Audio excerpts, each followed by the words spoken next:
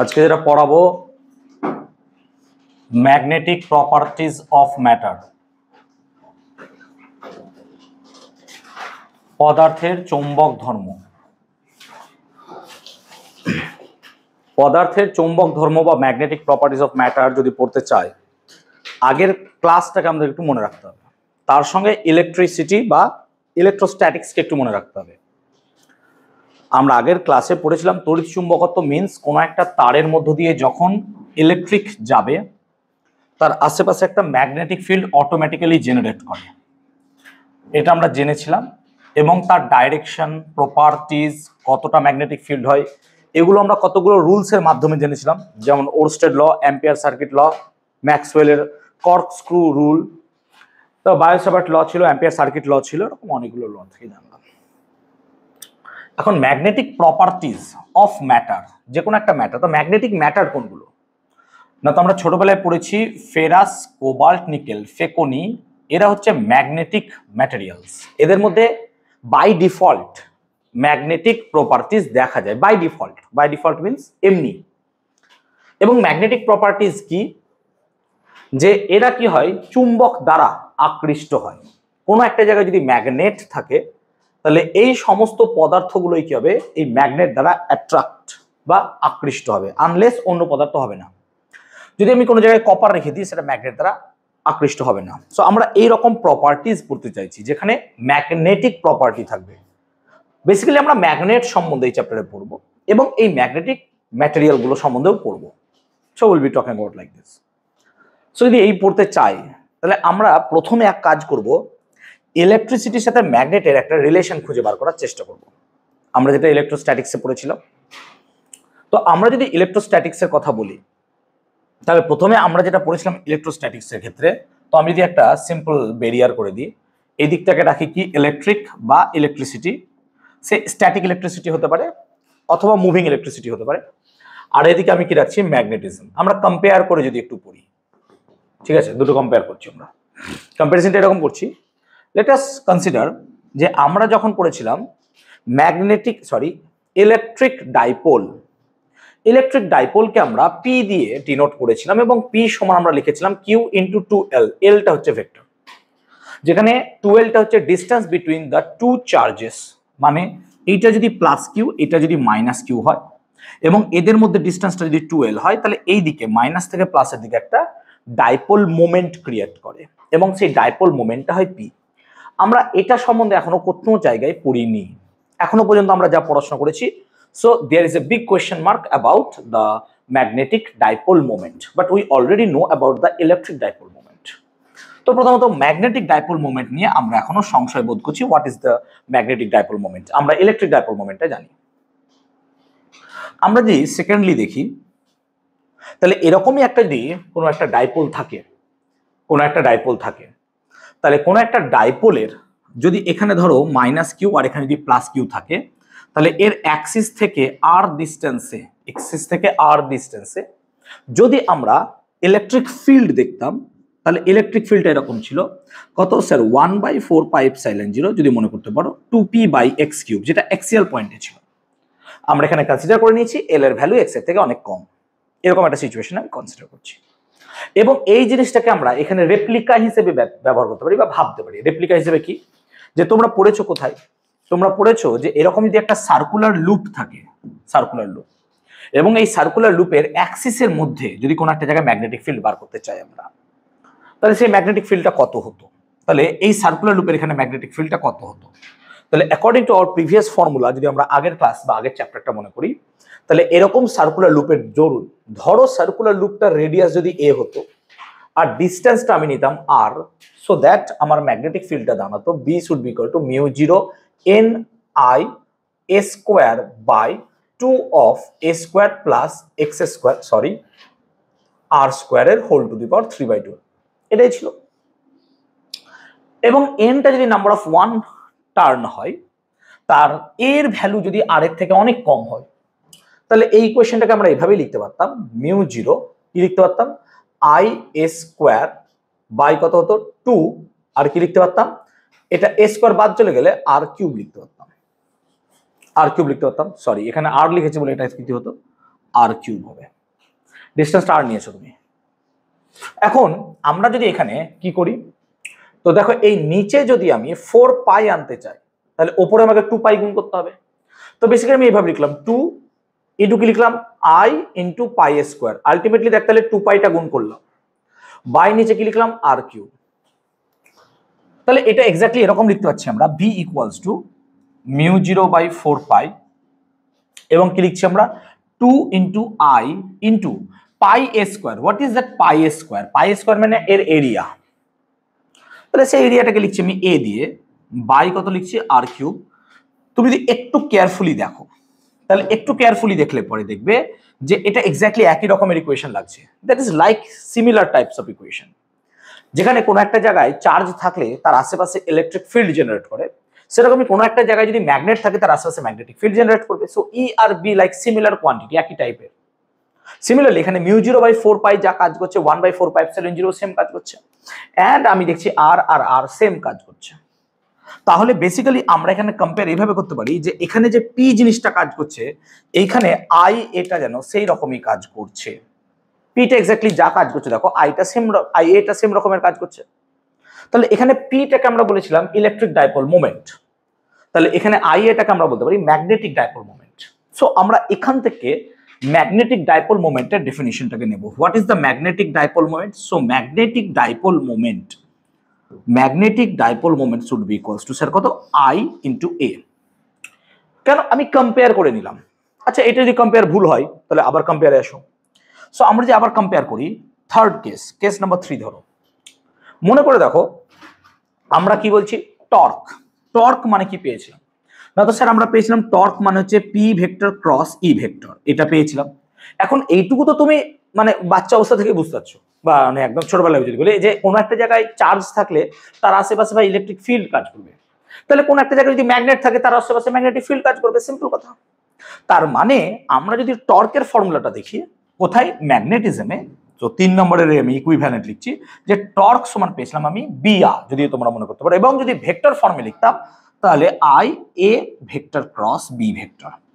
এবার আইটাকে আলাদা না করে আমি তো এইভাবেও ভাবতে পারি যে আইটা এরকম ভাবে একত্রে আছে আই এ, কারণ আইটা তো স্কেলার কোয়ান্টিটি, আর ভেক্টরের সাথে তুমি স্কেলার গুণ করলে সেটা ভেক্টরই থাকবে। So I A cross B, এইটা দেখতে দেখো একই রকম লাগছে, যেখানে টর্ক টর্ক হিসেবে কাজ করছে, ইলেকট্রিক ফিল্ড আর ম্যাগনেটিক ফিল্ড সেম সেম টাইপের কাজ করছে। তাহলে এখানে পি যা কাজ করছে এখানে আই এও সেম কাজ করছে। তাহলে এই দুটো ইকুয়েশনকে আমি কম্পেয়ার করে বলতে পারি যে আমি যে আই এ ভেক্টর টার্মটা দেখছি এটা অ্যাকচুয়ালি হচ্ছে ম্যাগনেটিক ডাইপোল মোমেন্ট। সো আমরা এখান থেকে লিখতে পারছি কি স্যার না, তো magnetic dipole moment should be written as magnetic dipole moment. এটাকে আমরা পি এম ভেক্টর দিয়ে লিখলাম, এম ফর ম্যাগনেটিক। যদি শুধুমাত্র পি লিখছি সেটা হচ্ছে ইলেকট্রিক, তোমার যদি অসুবিধা বুঝতে হয় তাহলে ই লিখে দাও, ইলেকট্রিকের জন্য ইলেকট্রিক ডাইপোল মোমেন্ট, আর এখানে কি হচ্ছে ম্যাগনেটের জন্য ম্যাগনেটিক ডাইপোল মোমেন্ট। এবং এটা মানে কত স্যার? এটা মানে হচ্ছে আই এ ভেক্টর, এটা হচ্ছে সিম্পল কনসেপ্ট। তো আই এ ভেক্টর এটা হচ্ছে আমাদের সিম্পল ম্যাগনেটিক ডাইপোল মোমেন্ট। তাহলে ম্যাগনেটিক ডাইপোল মোমেন্টটা বুঝলাম। এবার এটা সম্বন্ধে আমাকে পড়াশোনা করতে হবে। তাহলে what is the unit of magnetic dipole moment? তা আই এর ইউনিট অ্যাম্পিয়ার আর এর একক হচ্ছে metre square. So ampere metre square এটা হচ্ছে ম্যাগনেটিক ডাইপোল মোমেন্টের ইউনিট অবভিয়াসলি। আর একটা ইউনিটে ইউজ করতে পারো সেটা হচ্ছে ইএমইউ সেন্টিমিটার স্কয়ার, যেটা হচ্ছে ইএমইউ সেমি স্কয়ার। এবং তাদের রিলেশন হতে পারে কি করে, তুমি জানো 1 ইএমইউ মানে 10 অ্যাম্পিয়ার হয়, আর 1 মিটার স্কয়ার মানে হচ্ছে 10⁴ সেমি স্কয়ার। তো এখান থেকে তুমি রিলেশনটা বার করতে পারবে কি রকম ভাবে না, তো 1 ইএমইউ সেমি স্কয়ার, এখন 1 ইএমইউ মানে কত হয় স্যার? 10 অ্যাম্পিয়ার হয়। আর কি হয় 1 সেমি স্কয়ার মানে কত স্যার না, তো 1/100 স্কয়ার মিটার স্কয়ার, তাই না? তাই তো হবে।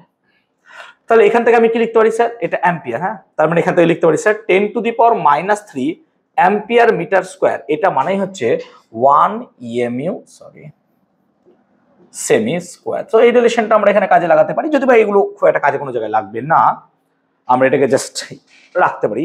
ঠিক আছে, ভুল করলাম কোনো জায়গায়? ক্লিয়ার হচ্ছে এটা মোটামুটি? তাহলে আই এ, তাহলে যদি ইউনিট বার করতে দেয়, সরি ডাইমেনশন যদি বার করতে দেয়, তাহলে ডাইমেনশন কি হবে না, তো দেখো ডাইমেনশন কি হবে, আই এর ডাইমেনশন তো আই নিজেই, আর এল স্কোয়ার। এটা পরীক্ষায় এসছে অনেক সময় যে এমসিকিউ এ, যে তুমি ম্যাগনেটিক ডাইপোল মোমেন্টের কি হবে ডাইমেনশন কত, এটা হবে আই এল স্কোয়ার, মাথায় রাখবো আমরা। হ্যাঁ, তাহলে আইএল স্কোয়ার, এটা হচ্ছে ডাইপোল মোমেন্টের ডাইমেনশন। তাহলে আমরা কম্পেয়ার করে ম্যাগনেটিক ডাইপোল মোমেন্টটা বুঝলাম যে আই এ। তাহলে এখান থেকে কি বুঝছো যে আই এ যদি ম্যাগনেটিক ডাইপোল মোমেন্ট হয়, তাহলে ধরো কোনো একটা জায়গায় এরকম সার্কুলার লুপ চয়েস করেছো তুমি, একটা সার্কুলার লুপ, তাহলে যে কোনো একটা সার্কুলার লুপ মানে সেখানে ম্যাগনেটিক ডাইপোল মোমেন্ট অটোমেটিক্যালি থাকবে। কেন থাকবে? দেখ, এখানে যদি কারেন্ট আই যায় একটা সার্কুলার লুপ, আর সার্কুলার লুপের যদি রেডিয়াস আর হয়, অটোমেটিক্যালি এখানে একটা I into pi R square create হয়ে যাচ্ছে। তার মানে যে কোনো একটা সার্কুলার লুপের ক্ষেত্রে অটোমেটিক্যালি একটা ডাইপোল মোমেন্ট, কেমন ডাইপোল মোমেন্ট না, তো স্যার ম্যাগনেটিক ডাইপোল মোমেন্ট কাজ করছে, এমএজিএন লিখলাম ম্যাগনেটিককে। তাহলে magnetic dipole moment automatically create করছে, অটোমেটিক ক্রিয়েট হচ্ছে। কেন? কারণ সেখানে আইও আছে আর এরিয়াও আছে। এবার এর ডাইরেকশন কেমন হয় স্যার? যেমন ইলেকট্রিক ফিল্ডের ডাইরেকশন কি হয় স্যার, মাইনাস থেকে প্লাসে। তাহলে এখানে ডাইরেকশন কি করে বুঝবো আমরা? কারণ এই তো সার্কুলার লুপ হচ্ছে। চলে আসি তড়িৎ চুম্বকের কনসেপ্টে। যদি তড়িৎ চুম্বক দেখো, তাহলে কোনো একটা সার্কেলের মধ্যে কারেন্ট যদি ক্লকওয়াইজ হয় আর কোনো একটা সার্কেলে যদি কারেন্ট অ্যান্টি ক্লকওয়াইজ হয়, তো যেটা অ্যান্টি ক্লকওয়াইজ সেদিকটা আমরা বলি নর্থ পোল, আর যেটা ক্লকওয়াইজ হয় সেদিকটা কি বলি সাউথ পোল। তার মানে কোনো একটা জায়গায় তোমার কোনো একটা কুণ্ডলী আছে, মিন্স এদিকে যদি প্রবাহটা সাউথ পোল হয়, ক্লকওয়াইজ সাউথ পোল হয়, তাহলে এই দিক দেখলে কি হবে বলো তো, অ্যান্টি ক্লকওয়াইজ নর্থ পোল। তার মানে আমি যদি কোনো একটা জায়গায় যে কোনো একটা কুণ্ডলী বড় চয়েস করি, কুণ্ডলী, তাহলে কুণ্ডলীর এই দিকটা যদি দেখি নর্থ পোল, তাহলে এই দিকটা কি দেখবো স্যার, সাউথ পোল হয়ে গেছে। তাহলে যে কোনো একটা কুণ্ডলী নিয়ে কাজ করলে তার অটোমেটিক্যালি এদিক ওদিকে নর্থ পোল আর সাউথ পোল অটোমেটিক্যালি জেনারেট হয়ে যায়। তো automatically north pole south pole থাকলে পরে সেখানে অটোমেটিক্যালি একটা ম্যাগনেটিক ডাইপোল মোমেন্ট জেনারেট করবে। কারণ কি, I into pi R square. তো এই নিয়ে কোনো দ্বিধাবোধ হওয়া উচিতই নয় যে একটা সার্কুলার লুপ বা যে কোনো একটা কারেন্ট ক্যারিং কন্ডাক্টরের লুপ সেটা অটোমেটিক্যালি একটা ম্যাগনেটিক ডাইপোল মোমেন্ট রূপেই কাজ করে। তার মানে কোনো একটা জায়গায় যদি শুধুমাত্র লুপ থাকে যার মধ্যে কিছু পরিমাণ কারেন্ট যাচ্ছে, সেটা একটা ম্যাগনেটিক ডাইপোল মোমেন্টকে রিপ্রেজেন্ট করবে। There will be magnetic dipole moment. তাহলে এই হচ্ছে গল্প ম্যাগনেটিক ডাইপোল মোমেন্টের, যেটা আমরা এখান থেকে মোটামুটি বুঝতে পারছি যে যে কোনো একটা কারেন্ট ক্যারিং লুপ সে একটা magnetic dipole moment automatically generate করতে থাকে, এবং তার ইউনিটগুলো এবং তার ডাইমেনশনগুলো আমরা মোটামুটি পড়ার চেষ্টা করলাম। এখন আমরা যদি ইলেকট্রিক ফিল্ডে আসি, ইলেকট্রিকের সাথে তাহলে ডাইপোল মোমেন্টের রিলেশনটা বুঝলাম। ইলেকট্রিক ফিল্ডের সাথে ম্যাগনেটিক ফিল্ডের মোটামুটি সব রকম রিলেশনই জানা এক্সেপ্ট ওয়ান। আমরা ম্যাগনেট বলতে কি বুঝি? আমরা যদি ছোটবেলা থেকে ম্যাগনেটের কনসেপ্টটা বুঝি, তাহলে স্যার একটা ম্যাগনেট মানে তার দুটো পোল থাকবে, একটা হচ্ছে স্যার নর্থ পোল, একটা সাউথ পোল। যেমন এখানে ক্রিয়েট হলো, যদি অ্যান্টি ক্লকওয়াইজ ডিরেকশনে হয় নর্থ পোল তৈরি হয়ে যাচ্ছে, আর যেদিকে ক্লকওয়াইজ সেদিকে কি হচ্ছে, সাউথ পোল তৈরি হয়ে যাচ্ছে। তাহলে এখানেও নর্থ সাউথ পোল থাকবে, তাহলে এখানেও নর্থ সাউথ পোল থাকবে। তাহলে এখানে নর্থ সাউথ পোল থাকে, তাহলে এই পোলগুলোর আর এর মাঝে দুটো জায়গায় কিন্তু ম্যাগনেটের অ্যাট্রাকটিভ পাওয়ার সেম নয়। যদি আমি এর উপর লোহার গুঁড়ো ছিটিয়ে দিই, দেখা যাবে লোহার গুঁড়োগুলো সাউথ আর নর্থ পোলে সব থেকে বেশি পরিমাণে অ্যাট্রাক্ট হচ্ছে। তার মানে আমরা এই পোলের যে এনার্জি বা পোলের যে পাওয়ার, যেমন একটা চার্জ, যদি কোনো একটা জায়গায় 2 কুলম চার্জ রাখো আর 4 কুলম চার্জ রাখো, ভাই যেটা 4 কুলম তার ইলেকট্রিক ফিল্ড বেশি হবে। তাহলে যার নর্থ পোল পাওয়ার বেশি, পাওয়ার মানে ইন দ্য সেন্স তার মান বেশি, ম্যাগনিটিউড বেশি, তাহলে সেই যে একটা কিছু রাশি দিয়ে তো তাকে প্রকাশ করতে হবে আমাকে। We have to have introduce some quantity. যেমন এখানে কি আছে, চার্জ, চার্জ একটা কোয়ান্টিটি, সেই চার্জ কত স্যার 2 কুলম। 2 কুলম চার্জ দিয়ে আমি বলছি তার ইলেকট্রিক ফিল্ড যদি অত হয়, 4 কুলমে তার ইলেকট্রিক ফিল্ড অবভিয়াসলি তার ডাবলই হবে যদি ডিস্টেন্স সেম থাকে। তাহলে আমরা চার্জকে যেমন এখানে রিপ্লেস করতে পারছি বা রিপ্রেজেন্ট করতে পারছি, তাহলে আমাকেও এই পোলটাকে রিপ্রেজেন্ট করতে হবে। তার মানে আমি এখানে পোলটাকে দরকার। তো আমি ম্যাগনেটের পোলকে কি দিয়ে রিপ্রেজেন্ট করব? বলা হয় পোল এনার্জি বা মেরু শক্তি। তাহলে আমরা এটাকে সিম্পল ম্যাগনেটিক পোল বা পোল এনার্জি বা সিম্পল পোল দিয়েও বলতে পারবো, ম্যাগনেটিক পোল। তাহলে ম্যাগনেটিক পোল কটা হবে স্যার? দুটো, একটা হচ্ছে নর্থ পোল আর একটা হচ্ছে স্যার সিম্পল সাউথ পোল। এবং এর ভ্যালু থাকবে, মানে এর কিউএম হবে, এর কিউএম হবে, কিন্তু এই দুটোর ভ্যালু সবসময় কি হবে বলতো, সেম হবে। মানে আমি উদাহরণ দিচ্ছি, ধরো এর পোল হচ্ছে 2, এর পোল এনার্জি 2, তাহলে এরও হবে 2, কিন্তু কেমন 2 হবে? একটা 2 নর্থ হবে, একটা 2 সাউথ হবে। এবার নর্থটাকে তুমি প্লাস ধরতে পারো, সাউথটাকে নেগেটিভ, এইভাবে ভাবতে পারো। কেন? কারণ প্লাস প্লাস যেমন পরস্পরকে বিকর্ষণ করে, তেমনি নর্থ নর্থ পরস্পরকে বিকর্ষণ করবে, এই সেন্সে ভাবতে পারো। কিন্তু এইভাবে ভাবতে গেলে জটিল হয়ে যেতে পারে, প্লাস মাইনাস আমরা চাচ্ছি না। তো তো আমরা কি করতে পারি, আমরা এই নর্থ পোল যেটা আছে সেটাকে আমি কিউ দিয়ে লিখতে পারি, কিন্তু শেষে একটা এম দিয়ে দেবো। কিউ মানে কি, চার্জই ছিল, এটা চার্জের মতোই, কিন্তু এটা ম্যাগনেটের চার্জ, এরকম ভাবে ভাবো। মানে এখানে চার্জ যা কাজ করছে, এখানে ম্যাগনেট সেই জিনিসটাই কাজ করছে, মানে ম্যাগনেটের পোল। তাহলে ম্যাগনেটিক পোলকে যদি নর্থকে কিউএম দিয়ে লিখো, তাহলে এটাও কিন্তু কিউএমই হবে, কিন্তু এটা যেহেতু সাউথ তাই এখানে একটা ড্যাশ ইউজ করি আমরা। সো ম্যাগনেটিক পোলকে আমরা একটাকে কিউএম দিয়ে রিপ্রেজেন্ট করবো, আর একটাকে কি দিয়ে করবো, কিউএম ড্যাশ দিয়ে রিপ্রেজেন্ট করবো। তাহলে ম্যাগনেটিক পোলের ক্ষেত্রে একটাকে কিউএম দিয়ে, একটা কিউএম ড্যাশ। তাহলে এবার তুমি ভাবো জাস্ট নর্মালি, যে আমরা যদি আগেকার কনসেপ্ট যেটা আমরা ইলেকট্রোস্ট্যাটিক্সে পড়েছিলাম সেই কনসেপ্টটাকে যদি আমরা বাঁচিয়ে একটু চলি, তাহলে তুমি ভাবো যে স্যার এখানে একটা Q1 চার্জ ছিল আর এখানে একটা Q2 চার্জ ছিল, তাদের মধ্যে ডিস্টেন্স ছিল r। তাহলে আমি এখানে অবভিয়াসলি কুলম্বের সূত্র ইউজ করেছিলাম, এবং কুলম্বের সূত্রে আমরা লিখেছিলাম sir F should be equals to 1/4πε0 Q1 Q2 by r²। আমি যদি সেম ভাবে বলি যে ধরো এখানে একটা ম্যাগনেটের নর্থ পোল আছে, প্লিজ রিমেম্বার নর্থ পোল আছে মানে সাউথ পোলও থাকবে, এমন নয় যে শুধু নর্থ পোল আছে, শুধুমাত্র one north pole can never be found. তাহলে ধরো এখানেও আর একটা নর্থ পোল আছে, কিন্তু এই দুটো পোল সেম নয়, এই দুটো পোল সেম নয়। তাহলে আমরা কি করলাম, এইটাকে QM1 ধরলাম আর এটাকে QM2 ধরলাম, এরকম ধরতে পারি আমরা। আবার অনেক সময় কি ধরতে পারি, আমরা একটাকে QM ধরলাম, একটাকে কি ধরলাম, QM ড্যাশ ধরলাম, আরে দুটো আলাদা আলাদা। তো আমি ড্যাশ যেহেতু এখানে সাউথকেই রিপ্রেজেন্ট করাচ্ছি, তাই আমি আমার অনুযায়ী QM1 আর QM2 ধরলাম, তাহলে অসুবিধা নেই, QM1 আর QM2। তাহলে এখানে যে ফোর্সটা কাজ করবে, এদের মধ্যে একটা রিপালসিভ ফোর্স কাজ করবে। কেন, দুটো নর্থ পোল পরস্পরকে দেখো রিপেল করবে, এবং এই রিপালসিভ ফোর্সটা কেমন হবে, এক্স্যাক্টলি এইরকমই হবে। কেন, আমি তো সবই এইখান থেকে কম্পেয়ার করেই বানাচ্ছি। তাহলে ইলেকট্রিক বা ইলেকট্রোস্ট্যাটিক্সের যে ফোর্সটা কাজ করছিল ম্যাগনেটের ক্ষেত্রেও ম্যাগনেটিক ফোর্সটাও সেমই কাজ করবে। তাহলে আমরা এটাকে যদি ইলেকট্রিক ফোর্স FE বলি, তাহলে ইলেকট্রোর সাথে ম্যাগনেটিক ফোর্সটা কত হবে স্যার, 1/4πε0 ছিল, কিন্তু এখানে দেখলাম স্যার 1/4πε0 ম্যাগনেটের ক্ষেত্রে কি হিসেবে কাজ করছে, μ0/4π। সো এখানে 1/4πε0 লিখলেও ম্যাগনেটের ক্ষেত্রে আমরা সেটা কি লিখবো, μ0/4π। এবং আমি কি লিখবো, Q1 Q2, তাহলে এখানে কি লিখবো sir, QM1 into QM2 by distance r²। আমি এইভাবেই লিখবো, অবভিয়াসলি এটা হচ্ছে ম্যাগনেটিক ফোর্স। তাহলে এইভাবে আমি ম্যাগনেটিক ফোর্সটাকে এখানে রিপ্রেজেন্ট করাতে পারবো। তাহলে এটা এক্স্যাক্টলি সেই ফোর্স যেটা দুটো পোলের মধ্যে কাজ করবে। যদি এটা নর্থ না হয়ে সাউথ হতো, তাহলে আমি এখানে একটা ড্যাশ ইউজ করতাম। আর এগুলোর ভ্যালু এবার তাহলে তোমাকে জানতে হবে, তবেই তুমি ফোর্স বার করতে হবে, নাহলে পারবে না তো। সো এখন আমার টার্গেট কি, QM এর ভ্যালু কত হবে। এবার QM এর ভ্যালু বার করতে গেলে QM এর সম্বন্ধে আমাকে জানতে হবে, যেটা কি করে বার করব। যেমন চার্জ বার করতে গেলে আমাদেরকে কি, আমরা যদি কারেন্ট জানি তাহলে চার্জ বার করতে পারবো। তাহলে কোনো জায়গার কারেন্ট পেলে আমরা চার্জ বার করতে পারবো, আর চার্জ তো একটা এমনি ফেনোমেনা, মানে এমনি একটা কোয়ান্টিটি। তো কোনো জায়গার চার্জ বলা এমন মানে কি, সেখানে কতটা পরিমাণ ইলেকট্রিসিটি আছে বা ইলেকট্রিক আছে, আমরা এরকম ভাবি, সেখান থেকে তো ইলেকট্রন কনসেপ্টটা এসেছিল।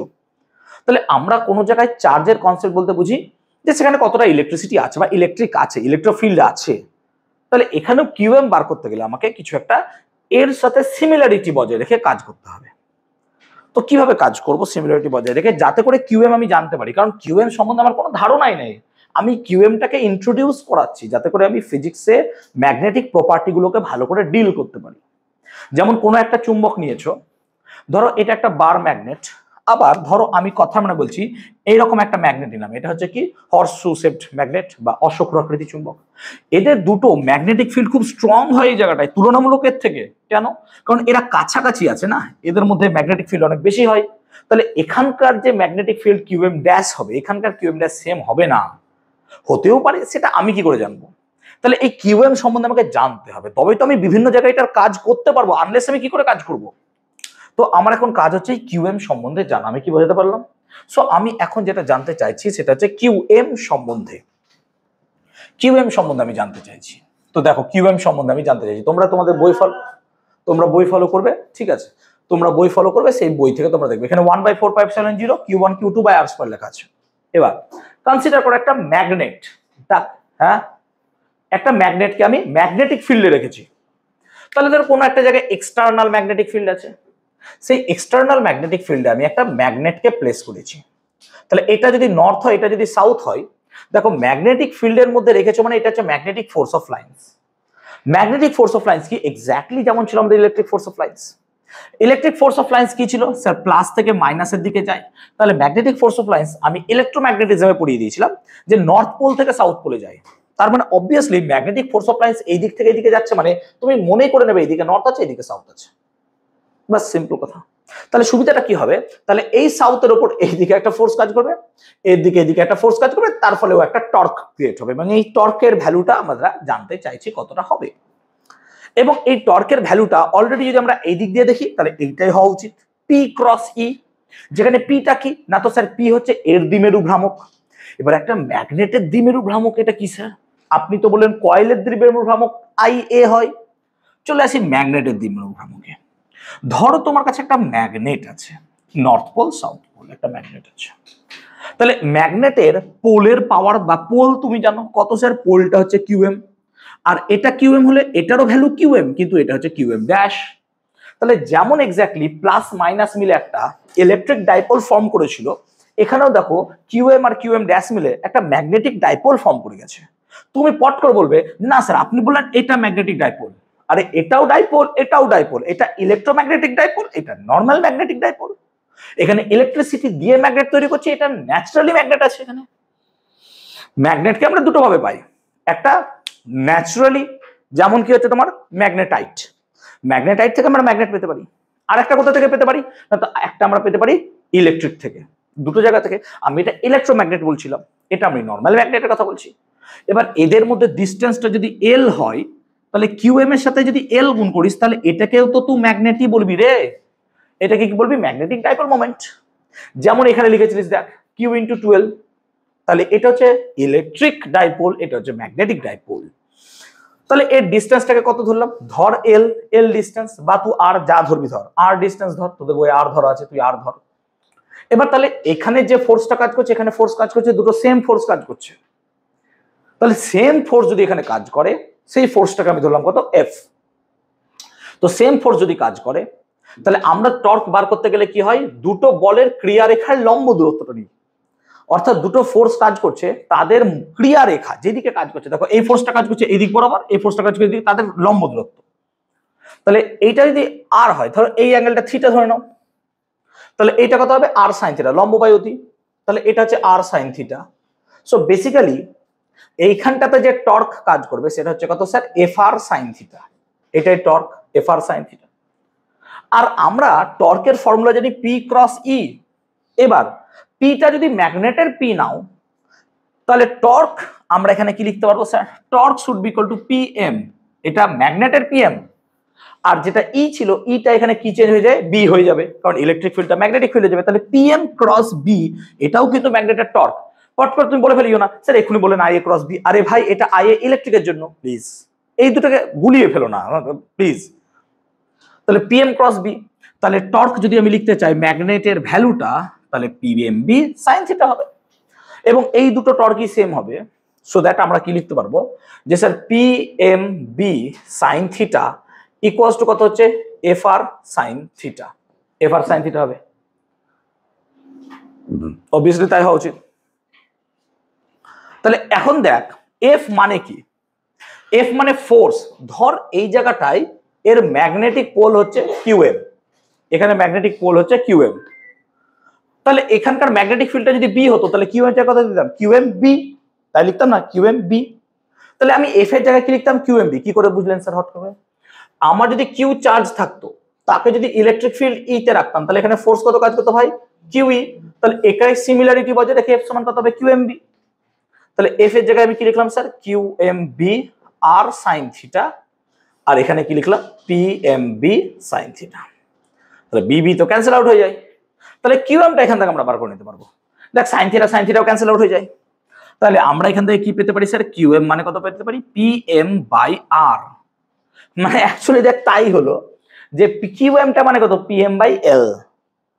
মানে কোনো একটা ম্যাগনেটের ম্যাগনেটিক ডাইপোল মোমেন্টকে তার কার্যকর দূরত্ব বা ওয়ার্কিং ডিস্টেন্স এর দিয়ে ভাগ করলে যা পাবি সেটাই হচ্ছে আমার ম্যাগনেটিক পোল বা চৌম্বক মেরু, যে কোনো প্রকার। এটা ফিজিক্যাল ম্যাগনেটের ক্ষেত্রে, এটা ফিজিক্যাল ম্যাগনেটের ক্ষেত্রে।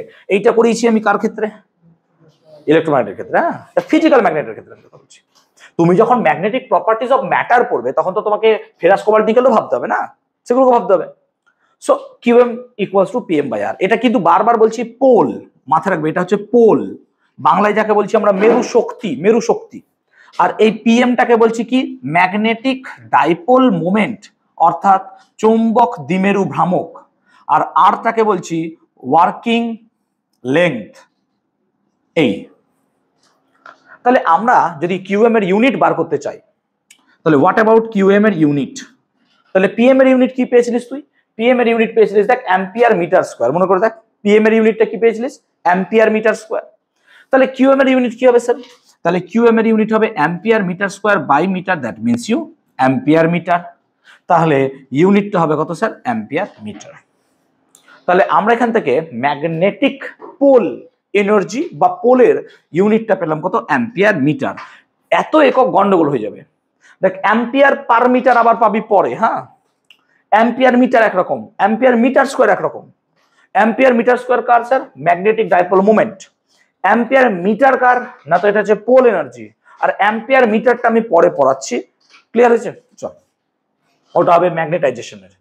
চল, তাহলে এই গল্প আমরা এখনো পর্যন্ত পেলাম। তার মানে আমরা যদি নর্মালি একটা ম্যাগনেটকে চিন্তা করি তাহলে নর্মালি একটা ম্যাগনেটের ক্ষেত্রে আমরা যা যা জানার সবই জেনে নিয়েছি বাই ইউজিং ইলেকট্রিক বা ইলেকট্রোস্ট্যাটিক্সের হেল্প।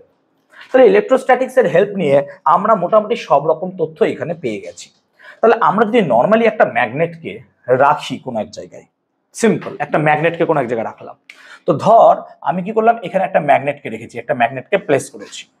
এই ম্যাগনেটের এটা হচ্ছে কিউ এম অবভিয়াসলি, আর এটা হচ্ছে কিউ এম ড্যাশ, মানে তুই বুঝতেই পারছিস এটা হচ্ছে নর্থ আর এটা সাউথ। আমি যেখানে এখনই বুঝিয়ে দিলাম এম আছে মানে শুধুমাত্র সেটা হচ্ছে নর্থ, আর ড্যাশ আছে মানে সেটা হয়ে যাবে সাউথ। আমি বারবার নর্থ সাউথ লিখবো না। আর এটার দূরত্ব, এর ওয়ার্কিং লেন্থটাকে আমি ধরলাম 12, 12 হচ্ছে এর ওয়ার্কিং লেন্থ। তাহলে অবভিয়াসলি স্যার এখানে ম্যাগনেটিক ডাইপোল মোমেন্ট কত হবে স্যার? না তো স্যার ম্যাগনেটিক ডাইপোল মোমেন্ট আমার হবে PM vector should be equal two QM into 12 vector, এটাই শুড বি হবে, এটাই হওয়া উচিত। এখন আমার যদি আশেপাশে একটা ম্যাগনেট থাকে কোনো জায়গায়, তাহলে এর আশেপাশে একটা ম্যাগনেটিক ফিল্ড জেনারেট করে, এবং সেই ম্যাগনেটিক ফিল্ডের মধ্যে অন্য কোনো ম্যাগনেটকে আনলে সে তার উপর অ্যাট্রাকটিভ অর রিপালসিভ ফোর্সকে মানে দেয় সে তার উপর। তার মানে আমি যদি এর সেন্টার থেকে ধরো কনসিডার করো আর ডিস্টেন্সে একটা পয়েন্ট আছে পি, সেই পি পয়েন্টে ম্যাগনেটিক ফিল্ড বার করতে চাই, তাহলে এটা এক্স্যাক্টলি ইলেকট্রিক ডাইপোলের জন্য অ্যাক্সিয়াল কোনো পয়েন্টে ম্যাগনেটিক ইলেকট্রিক ফিল্ড বার করার মতোই, তাই না? মনে করে দেখ একদম এই পয়েন্টটা, তাই না? তো আমার পয়েন্ট প্রশ্ন হচ্ছে ওই অ্যাক্সিয়াল পয়েন্ট, এটা বারবার কথা বলছি কিন্তু আমি axial point, so axial point P তে ম্যাগনেটিক ফিল্ড কত হবে due to a bar magnet. এটাকে বার ম্যাগনেট বলছি আমরা, এটাকে বার ম্যাগনেট বলছি। তাহলে কত হবে এবার এটা বার করি। তাহলে প্রশ্নটা হচ্ছে কি কি বলো আমাকে বলো সুকৃতি। তাহলে বার ম্যাগনেটের জন্য তার অ্যাক্সিয়াল পয়েন্টে ম্যাগনেটিক ফিল্ড কত হবে এটা হচ্ছে আমি বার করবো। তো এক্স্যাক্টলি যেমন অ্যাপ্রোচ করেছিলাম, তাহলে এখান থেকে তার ডিস্টেন্সটা কত হবে sir? R minus L, because এই পয়েন্টটা হচ্ছে এল। তাহলে আমি যদি তার জন্য ম্যাগনেটিক ফিল্ড এখানে বি পাই, তাহলে ম্যাগনেটিক ফিল্ডের ডিরেকশন এইদিকে হবে নিশ্চয়ই। তো বি ওয়ান কত হবে sir? B one should be equal to না তো মিউ 0/4 পাই কত হবে স্যার? কিউ এম বাই কত হওয়া উচিত? আর মাইনাস এল এর হোল স্কোয়ার, তাই হওয়া উচিত, আর মাইনাস এল এর হোল স্কোয়ার। এবং এটা কোন দিক বরাবর হবে? না তো এটা নাম দিয়ে দাও, এটা ও নাম দাও, এটা পি নাম দাও, তাহলে ওপি বরাবর কাজ করবে, এটা ওপি বরাবর কাজ করবে, along the direction of ওপি বরাবর কাজ করবে এটা। এবং যদি বি2 নাও, বি2 কার জন্য স্যার? এটার জন্য। তাহলে এটার জন্য ম্যাগনেটিক ফিল্ড এইদিকে কাজ করবে, কেন? কারণ যেমন ইলেকট্রিক ফিল্ড কাজ করছিল এক্স্যাক্টলি সেম, তাহলে ম্যাগনেটিক ফিল্ড এইদিকে কাজ করবে কারণ এটা সাউথ পোল। আর এখানে ম্যাগনেটিক ফিল্ড বার করতে হবে মানে এখানে একটা ইউনিট নর্থ পোল রাখতে হবে, যেটা বাস্তবে সম্ভব নয়, বাট তুমি কনসিডার করো এরকম ভাবে যেখানে তুমি একটা ইউনিট নর্থ পোল রেখেছো। তাহলে এখানে একটা তুমি ইউনিট নর্থ পোল রাখলে পরে এই নর্থ পোলকে এদিকে ঠেলবে, আর এই সাউথ পোল নর্থ পোলকে টানবে, সেই জন্য বি2 ডাইরেকশন কিন্তু পিও বরাবর হবে, হ্যাঁ। এবং তার ভ্যালু কত হবে স্যার? তার ভ্যালু হবে mu 0/4 pi q m dash by r plus l এর হোল স্কোয়ার, এবং এটার ডাইরেকশন হবে পিও বরাবর। এবং অবভিয়াসলি যেহেতু এইটা কাছে আছে তাহলে এর ইফেক্ট বেশি হবে, এটা দূরে আছে বলে এর ইফেক্ট কম হবে। সেই জন্য আমরা যদি রেজাল্টেন্ট ম্যাগনেটিক ফিল্ড বার করি, resultant magnetic field should be equal to B one minus B two, এটা হওয়া উচিত। B1 মাইনাস B2 এবং তার ডাইরেকশন কোন দিকে হবে না তো স্যার তার ডাইরেকশন হবে ওপি বরাবর অ্যাক্সিস থেকে বাইরের দিকে কাজ করে তাহলে এটা যদি কাজ করে তাহলে আমি একটা করাচ্ছি বাকিগুলো তোমরা নিজেরাই বুঝতে পারছো তাহলে যদি কত হয় স্যার তাহলে μ0/4 পাই এবং কমন নিয়ে নিলাম QM কমন নিয়ে নিলাম তাহলে পড়ে থাকছে দেখ 1/r মাইনাস l এর whole square plus 1/r plus l এর হোল স্কয়ার আর এটা আর করার অবকাশ রাখে না তোরা নিজেরাই জানিস কত হবে μ0 QM/4 পাই উপরে চলে আসবে কত 4rl নাকি আর নিচে কত চলে আসবে sir r square minus l স্কয়ারের হোল স্কয়ার অবভিয়াসলি তাই হবে এবং এটা হলো b এখানে কি করতে পারি আমি স্যার এখানে QM * 12 তাহলে QM * 12 আবার তার সাথে 2 গুণ তাহলে অ্যাকচুয়ালি এখানে কত আসবে স্যার μ0 * 2pmr হ্যাঁ না বল কেন 2pmr হবে কারণ pm মানেটা কি বলতো pm মানে হচ্ছে 2ql তাহলে 2 * 2ql মানে কত রে 4ql আর r পড়ে আছে বাই কত হয়ে গেল স্যার না তো r স্কয়ার মাইনাস l স্কয়ারের হোল স্কয়ার এটা হচ্ছে ম্যাগনেটিক ফিল্ড B মনে পড়ছে এক্স্যাক্টলি ইলেকট্রিক ফিল্ডের মতো এবং যদি আমি এখানে একটা কনসিডারেশন নিয়ে নিই কি কনসিডারেশন যে l এর মান r এর থেকে অনেক ছোট কি হয়েছে আমাকে বল কোন জায়গায় অসুবিধা হ্যাঁ হ্যাঁ ও আচ্ছা আচ্ছা তাহলে এই হচ্ছে যদি কনসিডারেশন নাও তাহলে l তো বাদ চলে যায় তাহলে ম্যাগনেটিক ফিল্ড B সমান দাঁড়ায় μ0 * 2pmr বাই কত দাঁড়ায় r⁴ এবং আমরা এটাকে লিখতে পারি μ0/4 পাই 4 পাই কয় μ0/4 পাই 2pm/r³ এক্স্যাক্টলি সেম অ্যাজ আমরা কি বার করেছিলাম মনে করে দেখো একটা এরকম ইলেকট্রিক কয়েল নিয়েছিলাম সেক্ষেত্রেও ম্যাগনেটিক ফিল্ডটা সেমই বেরোলো এবং এটা ইলেকট্রিক ফিল্ডের মতোই বেরিয়েছে যেখানে ইলেকট্রিক ফিল্ড অ্যাক্সিয়াল পয়েন্টে কত ছিল E = 1/4πε0 2p/r³ বা x³ এক্স্যাক্টলি তাই ছিল তাহলে অ্যাক্সিয়াল পয়েন্টে ম্যাগনেটিক ফিল্ড এরকম বেরোলো তাই না অ্যাক্সিয়াল পয়েন্টে ম্যাগনেটিক ফিল্ড এরকম বেরোলো ক্লিয়ার করাতে পেরেছি কনসেপ্টটা বলবে আমাকে প্লিজ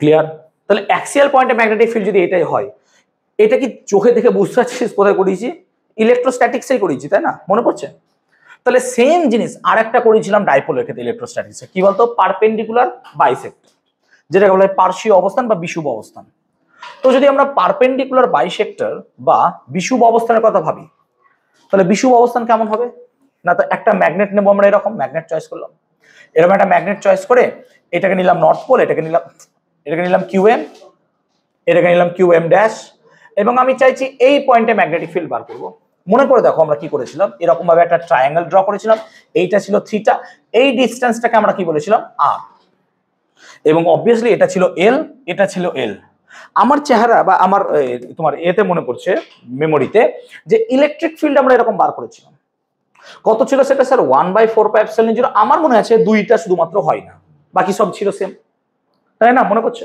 তাহলে বেসিক্যালি কি ছিল আমাদের এখানে 1/4πε0 pm বাই কি ছিল বলো তো r³ হ্যাঁ না বলো মনে পড়ছে নিশ্চয়ই এবং এই নিয়ে অঙ্কও করেছি আমরা তাহলে এখানেও যদি তাই করি এটা ইলেকট্রিক ফিল্ড ছিল তাহলে এখানে বাই ক্যালকুলেশন একই রকম ভাবে যদি আমি ইলেকট্রিক স্ট্যাটিক্সের মতো করি তাহলে এখানেও আমি magnetic field at that point কি পাবো তাহলে মনে করে দেখো এখানকার জন্য ম্যাগনেটিক ফিল্ড একটা এইদিকে কাজ করবে একটা কাজ করবে এইদিকে আমরা পেয়েছিলাম মনে করে দেখতে পাচ্ছি তোরা তাই না এইদিকে পেয়েছিলাম তাহলে এখানেও ম্যাগনেটিক ফিল্ড এইদিকেই কাজ করবে ঠিক তো এবং বি এর ভ্যালু কত হবে না তো স্যার বি এর ভ্যালু হবে μ0/4 পাই তাহলে এখানে লিখবো pm বাই কত হবে r³ এটাই হবে তাহলে এইটা হয়ে গেল গল্প আর একটা করেছিলাম কি যে কোনো অবস্থান মনে করে দেখতে পারো যে কোনো অবস্থানটা কি ছিল স্যার কোন একটা ম্যাগনেট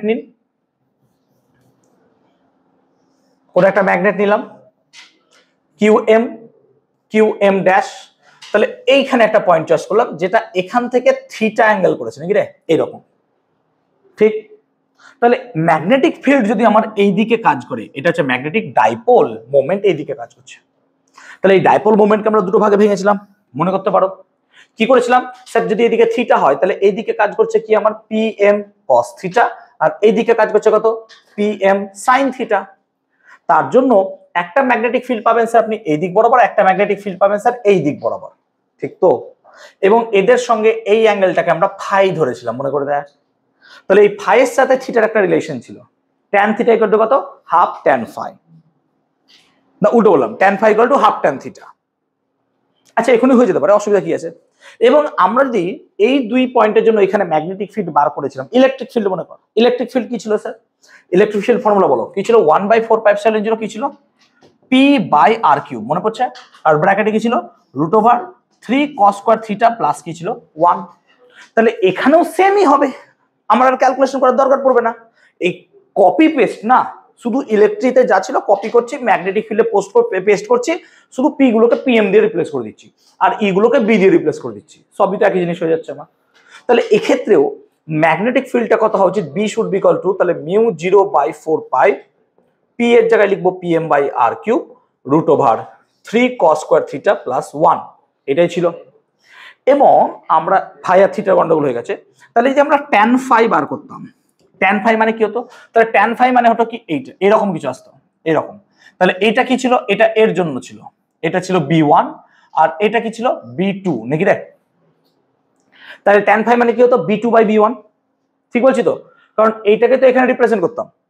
তাহলে ট্যান ফাই মানে হতো B2/B1। এখন B2টা কি ছিল, B2টা ছিল এইটার জন্য PM sin থিটা, তাহলে পার্শিয়াল পজিশন ছিল, পার্শিয়াল পজিশনে তো PM হয়, তাহলে পার্শিয়াল পজিশনে PM হয়, তাহলে পার্শিয়াল পজিশনে যদি PM হয় তাহলে আমরা PM লিখবো, তাহলে কত লিখবো স্যার, এখানে লিখবো PM sin থিটা, তাহলে এখানে লিখবো স্যার PM sin থিটা।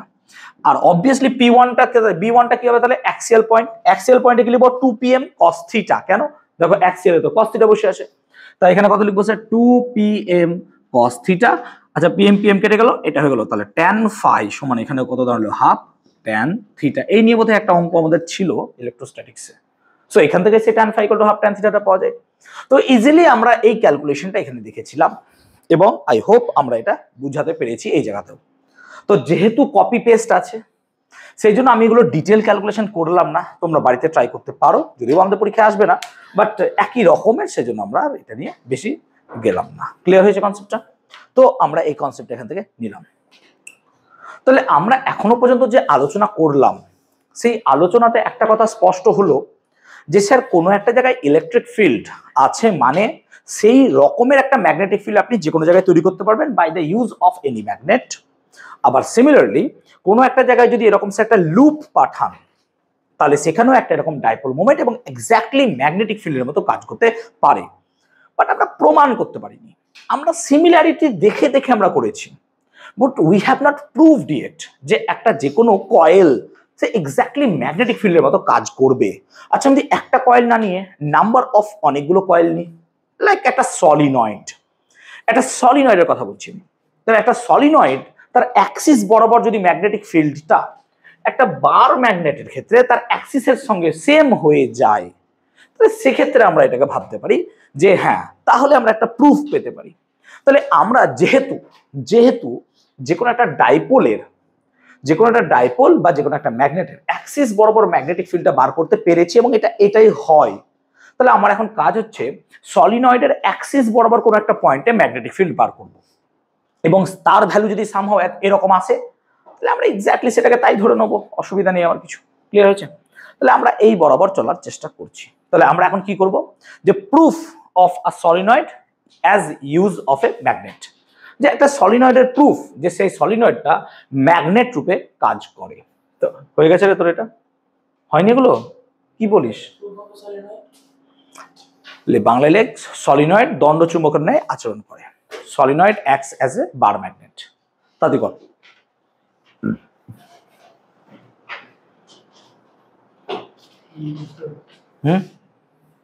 ওকে, মিটালাম রে উপর দিকটা। তো আমি একটা সলিনয়েড চয়েস করছি, কনসিডার করো। তো একটা সলিনয়েড চয়েস কর, তো কনসিডার করো একটা সলিনয়েড। তো সলিনয়েড কি না, তো একটা এরকম লোহার কোনো সিলিন্ডার থাকবে, তার গায়ে একটা অন্তরিত বা কোটেড কোনো তারকে জড়িয়ে দিব, তাহলে সেটা সলিনয়েড হয়ে যাবে। সেরকম একটা সলিনয়েডের কনসেপ্ট আমরা চয়েস করছি। কনসিডার করো এটা একটা সলিনয়েড,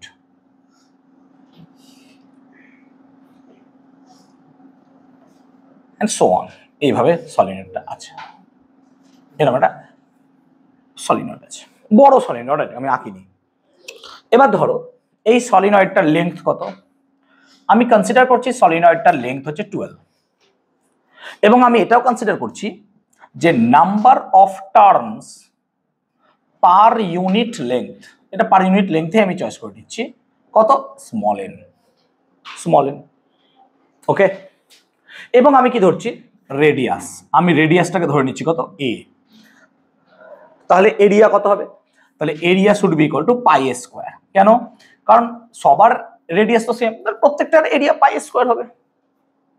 তাহলে বেসিক্যালি আমি যদি এখান থেকে ম্যাগনেটিক ডাইপোল মোমেন্টটা বার করতাম, তাহলে যেহেতু নাম্বার অফ টার্নস আছে এন, তাহলে এখানে কত হওয়া উচিত, টোটাল নাম্বার অফ টার্নস কত হবে, 12n। তাহলে আমরা ম্যাগনেটিক ডাইপোল মোমেন্টের ফর্মুলা আইএ লিখতাম, কিন্তু যেহেতু নাম্বার অফ টার্নস আছে ক্যাপিটাল এন, তাহলে ক্যাপিটাল এন আইএ হবে। এবার ক্যাপিটাল এনটা কি, total number of turns, total number of turns. এখন টোটাল নাম্বার অফ টার্নস তাহলে কি হবে স্যার, একক দৈর্ঘ্যের টার্ন যদি এন হয়, তাহলে 12 দৈর্ঘ্যের টার্ন কত হবে, 12n। তাহলে আমরা এখানে কি লিখতে পারবো স্যার, 2ln আই থাকলো আর পাই স্কোয়ার। এটা আমরা মাথায় রাখবো যে এই ডাইপোল মোমেন্ট হলো। এটাকে আমরা ফার্দার ইউজ করব, এটাকে আমরা ফার্দার ইউজ করব, ওকে। আমরা এখন কনসিডার করছি কি, আমরা এখন কনসিডার করছি যে একটা সেগমেন্ট, একটা সেগমেন্টের জন্য আমরা বার করার চেষ্টা করছি। তো কনসিডার করো একটা সেগমেন্ট, কি সেগমেন্ট, ধরো একটা ছোট্ট সেগমেন্ট কোনো এক জায়গায় চয়েস করেছি, এই মিডিলে একটা সেগমেন্ট নিলাম। এই মিডিল থেকে ধরো এক্স দূরে একটা ছোট্ট অংশ আমি ডিএক্স কেটে নিয়েছি। আমি এই ডিএক্স এর জন্য কিছু একটা দূরে, কোনো একটা দূরে আমি ম্যাগনেটিক ফিল্ড বার করব। কথাটা বোঝাতে পেরেছি? আমি কি করছি, এখান থেকে মিডল পয়েন্ট থেকে, সলিনয়েডের মিডল থেকে এক্স দূরে একটা ডিএক্স অংশ নিয়ে নিয়েছি, এবং আমি এই ডিএক্স এর জন্য এই মিডল থেকে আর দূরে এই পয়েন্টটাতে ম্যাগনেটিক ফিল্ড বার করব। আই রিপিট, আমি একটা এমন পয়েন্ট চয়েস করলাম যেখানে ম্যাগনেটিক ফিল্ড বার করব। পয়েন্টটা কোথায় হবে স্যার, মিডল লোকেশন থেকে আর দূরে, এইটা আমাকে বার করতে হবে। So I want to find out magnetic field, MAGN লিখলাম, magnetic field at P, consider করো this is the P, at P located at a distance R from O position। আমি সেই P পয়েন্টে ম্যাগনেটিক ফিল্ডটাকে বার করতে চাইছি। আমি কনসিডার কি করলাম, কার জন্য আমি ডিএক্স এর জন্য বার করব। ধর ছোট্ট একটা অংশ ডিএক্স এর জন্য, এইটুকু অংশের জন্য বার করতে আমি চাইছি। তাহলে আমি কি করলাম, একটা segment, we choose a segment of D X thickness at a distance x from O। তাহলে ও থেকে এক্স দূরত্বে একটা ছোট্ট আমরা মানে সেগমেন্ট চয়েস করলাম ডিএক্স। ওই ডিএক্স এর জন্য আমরা কি করবো, এখানে ম্যাগনেটিক ফিল্ড বার করবো, দিয়ে পুরোটার জন্য ইন্টিগ্রেট করে দেবো, বাস, তাহলে আমার কাজ শেষ হয়ে যাবে। তাহলে ডিএক্স এর জন্য যদি ম্যাগনেটিক ফিল্ড বার করতে হয়, তাহলে দেখ ডিএক্সটা একটা সার্কুলার লুপের মতো কাজ করবে। আর আমরা কি জানি সার্কুলার লুপের জন্য ম্যাগনেটিক ফিল্ড কত, so magnetic field due to a circular loop. কিন্তু ম্যাগনেটিক ফিল্ডটা কোথায় পাবি বলতো, সেন্টারে নয়, নো, আমি অ্যাক্সিসে চাইছি। তাহলে একটা সার্কুলার লুপের জন্য অ্যাক্সিসে ম্যাগনেটিক ফিল্ডের ফর্মুলাটা আমরা জানি, ঠিক তো? ভালো করে বোঝ। আমি কি করতে চাইছি, যে এখানে একটা সার্কুলার লুপ নিয়েছি, তার বেধ কত, ডিএক্স, কত মোটা, তার মধ্যে কত পাক আছে আমি কিছু জানি না, জানবো আস্তে আস্তে। তো সেই ডিএক্স অংশের জন্য আমি পি পয়েন্টে ম্যাগনেটিক ফিল্ড বার করতে চাইছি। কিন্তু আমার এখান থেকে ডিস্টেন্সটা জানি স্যার, এখান থেকে জানি না, তাহলে এখান থেকে ডিস্টেন্সটা নিশ্চয়ই কত হবে, আর মাইনাস এক্স, কারণ অলরেডি তুমি এটা এক্স চয়েস করে বসে আছো। তাহলে ম্যাগনেটিক ফিল্ডের ফর্মুলা বি যদি তুমি মনে করো, তাহলে মিউ 0 এন আই, নাকি রে, এন হচ্ছে নাম্বার অফ টার্ন। এবার স্যার এখানে নাম্বার অফ টার্ন কত আছে স্যার, না তো তুমি ডিএক্স দৈর্ঘ্য নিয়েছো আর নাম্বার অফ টার্ন কত এন, তাহলে এন ডিএক্স হয়ে যাবে। হ্যাঁ না বল, একক দৈর্ঘ্যে পাক সংখ্যা কত, স্মল এন, তাহলে ডিএক্স দৈর্ঘ্যে পাক সংখ্যা কত হবে, এন ডিএক্স। তার জন্য এখানে যে এনটা দেখছি আমরা, সেই এনটার জায়গায় আমরা কত লিখবো sir, N D X mu 0 N I. তাহলে এবার আই বসাবো, আই এর পর কি হয়, রেডিয়াসের স্কোয়ার। আচ্ছা রেডিয়াস কত স্যার, রেডিয়াস তো আমি এ ধরেছি, তাহলে a স্কোয়ার বাই 2 অফ কি হয় r স্কোয়ার মানে ডিস্টেন্স, তাহলে r স্কোয়ার মানে ডিস্টেন্স প্লাস এক্স স্কোয়ার, তাই তো প্লাস হয় তো। তাহলে আমি আগে কি করি রেডিয়াসটা নিয়ে নিই, তাহলে রেডিয়াসটা কত হবে a স্কোয়ার প্লাস কত হবে স্যার r মাইনাস এক্স এর হোল স্কোয়ার, আর টু দি পাওয়ার কি হয় বলতো 3/2। এইটা হচ্ছে আমার ফাইনাল ম্যাগনেটিক ফিল্ড। কিন্তু সমস্যা কি এটাকে, আচ্ছা ডিবি ধর, এটাকে ডিবি কেন, ছোট অংশের জন্য ডিবি হচ্ছে, কিন্তু এটাকে আমি ইন্টিগ্রেট করতে পারবো না, এতে অনেক বাজে বাজে জিনিস আছে। তো এটাকে ঠিক করবো, দেখ ইন্টিগ্রেশন তো আলটিমেটলি আমি ডিএক্স এর উপরই ফেলবো, ডিএক্স পড়ে আছে, আর অনেস্টলি স্পিকিং ডিএক্স ই ভ্যারি করছে, আর কিছু ভ্যারিও করছে না আমার। তো আমি এখানে কনসিডারেশন কি করব, so we can consider here যে এ তো এমনিতেই ছোট ধরলে, এটাকে ছোট বাদ দিতে, আর এক্সটারও ডিস্টেন্স খুব ছোট, আমি ছোট নিয়েছি। তাহলে আর এর ডিস্টেন্স যদি অনেক বড় হয় এ আর এক্স এর তুলনায়, তাহলে এ আর এক্স এমনি জিরো করে দিতে পারি আমরা। তো আমরা এখানে দুটো কনসিডার করব, কনসিডার এত ক্লিয়ার হয়েছে তো বাবা, বোঝো এত ক্লিয়ার হয়েছে তো। তাহলে আমরা যদি কনসিডার করি এরকম ভাবে,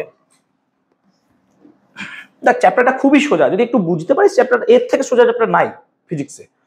তো আমরা যদি ডিবিটার কথা ভাবি, সো উই কনসিডার আমরা কনসিডার করছি, এটা কি কনসিডার করছি বলতো, আমরা কনসিডার করছি যে এ এর থেকে আর এর ভ্যালু অনেক বড়, অ্যাজ ওয়েল অ্যাজ এক্স এর থেকে আর এর ভ্যালু অনেক বড়, এই দুটো কনসিডার আমরা নেব। তাহলে নিচের টার্মটা পুরোপুরি বাদ চলে যাবে, শুধুমাত্র পড়ে থাকবে আর।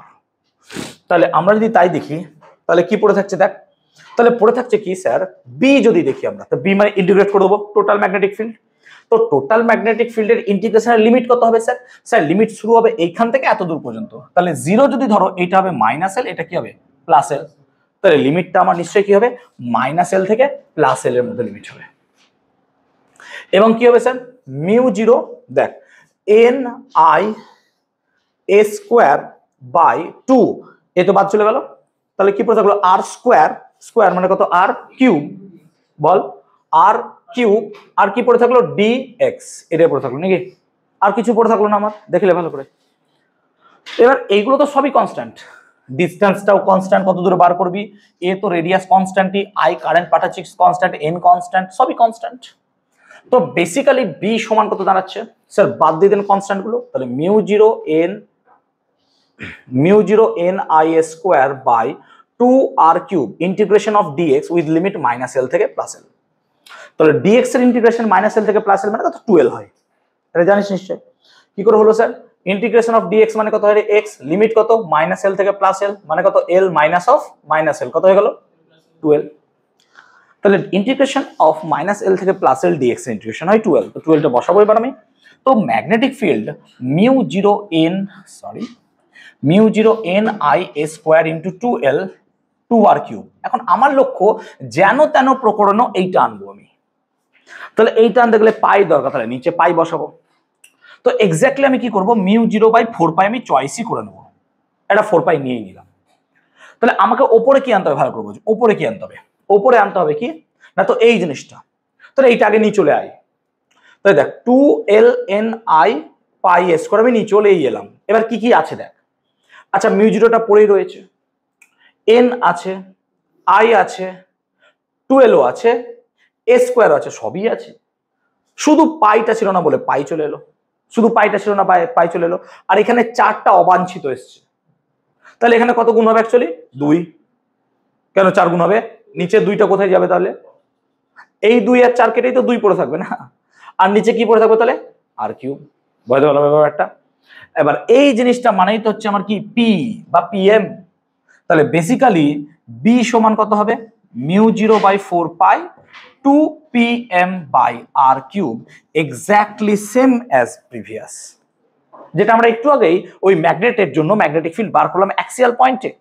তো দেখতে পাচ্ছ তুমি যে ম্যাগনেটের জন্য ম্যাগনেটিক ফিল্ড অ্যাক্সিয়াল পয়েন্টে যা ছিল স্যার, একটা সলিনয়েডের জন্য অ্যাক্সিয়াল পয়েন্টে সেম ম্যাগনেটিক ফিল্ড বেরিয়ে যাচ্ছে। So that from this we can conclude, আমরা এখান থেকে কনক্লুড করতে পারি যে হ্যাঁ একটা বার ম্যাগনেট যেমন কাজ করে, একটা সলিনয়েডও বার ম্যাগনেটের মতোই কাজ করবে। Yes, it will act as bar ম্যাগনেটের মতোই ও কাজ করবে। তো একটা ফ্যান্টাস্টিক প্রমাণ ছিল, সত্যি কথা বলতে এই প্রমাণটা করতে খুব ভালোও লাগে, এবং পরীক্ষা এটা অনেক সময় আসতো কিন্তু দুর্ভাগ্যক্রমে আর আসবে না। সো এখন আবার যখন সেমিস্টার বন্ধ হবে তখন আমাদের আসবে। আই হোপ ক্লিয়ার করতে পারলাম, ক্লিয়ার হলো সিচুয়েশনটা, খুব সুন্দর প্রমাণ এটা। And obviously quite good.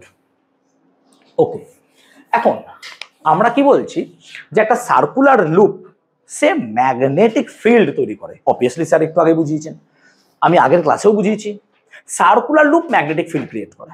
আবার সার্কুলার লুপ আছে মানে সেখানে অলরেডি একটা ম্যাগনেটিক ডাইপোল মোমেন্টই আছে এবং তার ভ্যালু কত আইএ। তাহলে এখন আমি যদি ম্যাগনেটিক ডাইপোল মোমেন্ট বার করতে চাই কোন ক্ষেত্রে, একটা চার্জ যে কি করছে ঘুরছে কারোকে কেন্দ্র করে, তো কনসিডার করো আমরা কি বার করতে চাইছি মুভিং চার্জের জন্য ম্যাগনেটিক ডাইপোল মোমেন্ট। আসো তাহলে আমরা এখন বার করতে চাইছি কি স্যার, না তো মুভিং চার্জের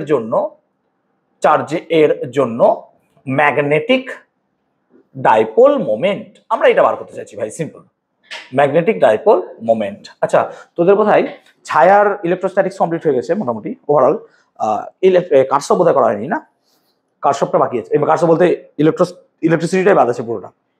তাহলে ছায়ার ইলেকট্রিসিটি এবার করাবো, তাহলে একটু তোরা সময় নে 2 সপ্তাহের মধ্যে চেষ্টা কর ছায়ার যতগুলো আছে ইলেকট্রিসিটি চ্যাপ্টার, কারশফ হোক বা যাই হোক, টোটাল মিলে দেখবি 100-150 কোশ্চেন থাকবে, সেই সমস্ত কোশ্চেনগুলো একটু কমপ্লিট করার চেষ্টা কর। বাংলা বই থেকে আমি দেখবো ছায়ার যদি ছবিগুলো পাঠিয়ে দিতে পারি গ্রুপে পাঠিয়ে দিব, বাংলা বই থেকে আমরা কভার করি।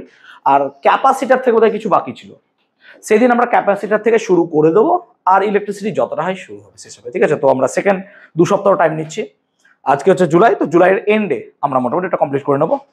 আর ম্যাগনেটিজম তো আমরা মোটামুটি শুরু করেই দিয়েছি, ছায়া শেষই করছি, এটারও ছায়াই শেষ করবো, তাহলে আমার ছায়ার ডিলে আর কিছু থাকবে না, শুধু ওই ইলেকট্রিসিটিটাই আমার ছায়ার ডিলে আছে, ঠিক আছে?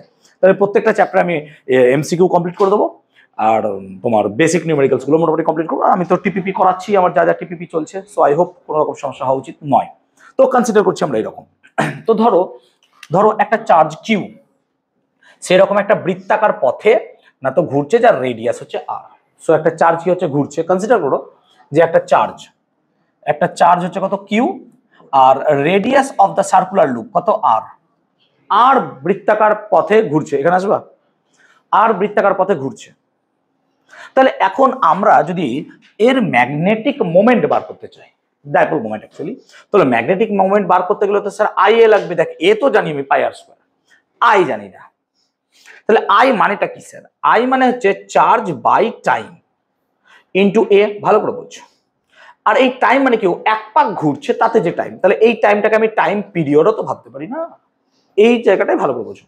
তাহলে যে যখন এক পাক ঘুরছে তাহলে সে কত কারেন্ট তৈরি করছে, তাহলে Q by T sir, simple কথা। তাহলে কত হবে sir? Q by T, time period. এখন টাইম পিরিয়ড মানে কত স্যার? তো রেডিয়াস যদি আর হয়, সে এক পাক ঘুরলে কত পথ যায় স্যার? 2πr পথ যায়, কত ভেলোসিটি নিয়ে? ভি ভেলোসিটি নিয়ে, তাহলে এটাই তোমার টাইম পিরিয়ড। তো টাইম পিরিয়ড মানে কত হচ্ছে? 2πr by V. তাহলে একবার পাক খেলে সে কত পথ যায়? 2πr। আর সময় কত লেগেছে স্যার? পথ বাই বেগ, ডিস্টেন্সকে ভেলোসিটি দিয়ে ভাগ করলে তুই তো টাইম পাবি না। তো time equal to 2πr by V. তাহলে এই ভ্যালুটা যদি আমি এখানে বসিয়ে দিই, তাহলে স্যার 2πr বাই ভি ওপরে চলে গেল ইনটু এ, ভালো করে বলছি, টাইম পিরিয়ডে 2πr বাই ভি, ভি উপরে চলে গেল ইনটু এ, এ মানে কত হয় স্যার? πr square. তাহলে এটা হলো আমার গল্প ম্যাগনেটিক ডাইপোল মোমেন্ট। সো তো magnetic dipole moment pm should be equal two, তো পাই তো কাটবো আর আর কাটবো, তাহলে পড়ে থাকলো কিউ ভি আর বাই 2। এইটাই হচ্ছে actual formula for magnetic dipole moment. কিন্তু আমরা যদি এটা ইলেকট্রনের ক্ষেত্রে ভাবি, কেন? কারণ ইলেকট্রন তো এইভাবেই ঘুরে বেড়াচ্ছে সবসময় অ্যাটমকে, মানে নিউক্লিয়াসকে কেন্দ্র করে। সো আমরা এই জিনিসটাকে না ইলেকট্রনের ক্ষেত্রে অ্যাপ্লাই করব। সো এই জিনিসটাকে যদি আমরা ইলেকট্রনের ক্ষেত্রে অ্যাপ্লাই করি, তো ইলেকট্রনের ক্ষেত্রে যদি অ্যাপ্লাই করি, আচ্ছা তার আগে একটা কথা ভাবতে পারি আমরা, আরেকটা কথা ভাবতে পারি, কি বলতো? আচ্ছা অ্যাঙ্গুলার মোমেন্টাম, যদি আমরা অ্যাঙ্গুলার মোমেন্টামের কথা ভাবি, সো অ্যাঙ্গুলার মোমেন্টাম মানে কি হয় রে? এল। এল মানে কত স্যার? আর ইন্টু এমভি। এটা হচ্ছে অ্যাঙ্গুলার মোমেন্টাম, এল সমান আর ইন্টু এমভি। তাহলে এখানে আমি যদি এইটাকে এমন ভাবে রিপ্লেস করি যাতে এল আনতে পারি, তাহলে আমার অনেক কিছু বেটার হয়। কি বেটার হবে? তাহলে pm should be equal two, আমি এক কাজ করছি, প্রথমেই আমি এমভিআর নিয়ে চলে আসছি, এমভিআর নিয়ে আসছি, এবার কেটে কুটে আমি বাদ দিয়ে দেবো। তো প্রথমে যদি আমি এমভিআর আনি, এখান থেকে কি কি বাদ দিতে হবে? দেখ ভিআর তো চলে গেছে, তাহলে শুধু পড়ে থাকছে কিউ, আর নিচে একটা 2m করে দিলে পরে কিউ ভিআর বাই 2 চলে আসবে। তার মানে দেখ এম এম কেটে গেল, তাহলে কিউ ভিআর বাই 2 পড়ে থাকলো। তার মানে pm মানে অ্যাকচুয়ালি দাঁড়ালো কত বলতো? Q by 2m into L. এটা হচ্ছে magnetic dipole moment, pm equal to Q by 2m L. এটা কিন্তু প্লিজ মনে রাখবে, এখান থেকে কিন্তু অঙ্ক পরীক্ষায় এসেছে, এটা কিন্তু স্টার দিয়ে রাখবে পরীক্ষায়। এখন আমরা এই জিনিসটাকে না we are applying this for electron, আমরা ইলেকট্রনের জন্য অ্যাপ্লাই করছি। তাহলে ইলেকট্রনের জন্য কিউ তো হবে কি মাইনাস ই, আচ্ছা মাইনাসটাকে আমরা বাদ রাখছি, এমন নয় যে এটা মাইনাসই হবে, অ্যাকচুয়ালি আমরা মডটাকে নিচ্ছি, ভ্যালুটাকে নিচ্ছি শুধু আমরা। তো ইলেকট্রনের যখন হবে না তখন পিএমটাকে না আমরা মিউ দিয়ে লিখছি, তুমি মিউ এম লেখো, এটা স্পেশালি ফর ইলেকট্রন, বা মিউ বি লিখতে পারো, যা ইচ্ছা।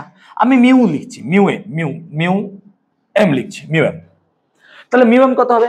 তাহলে স্যার মিউ এম হবে কিউ এর জায়গায় কত, ই বাই 2m ইন্টু এল, এটাই হবে।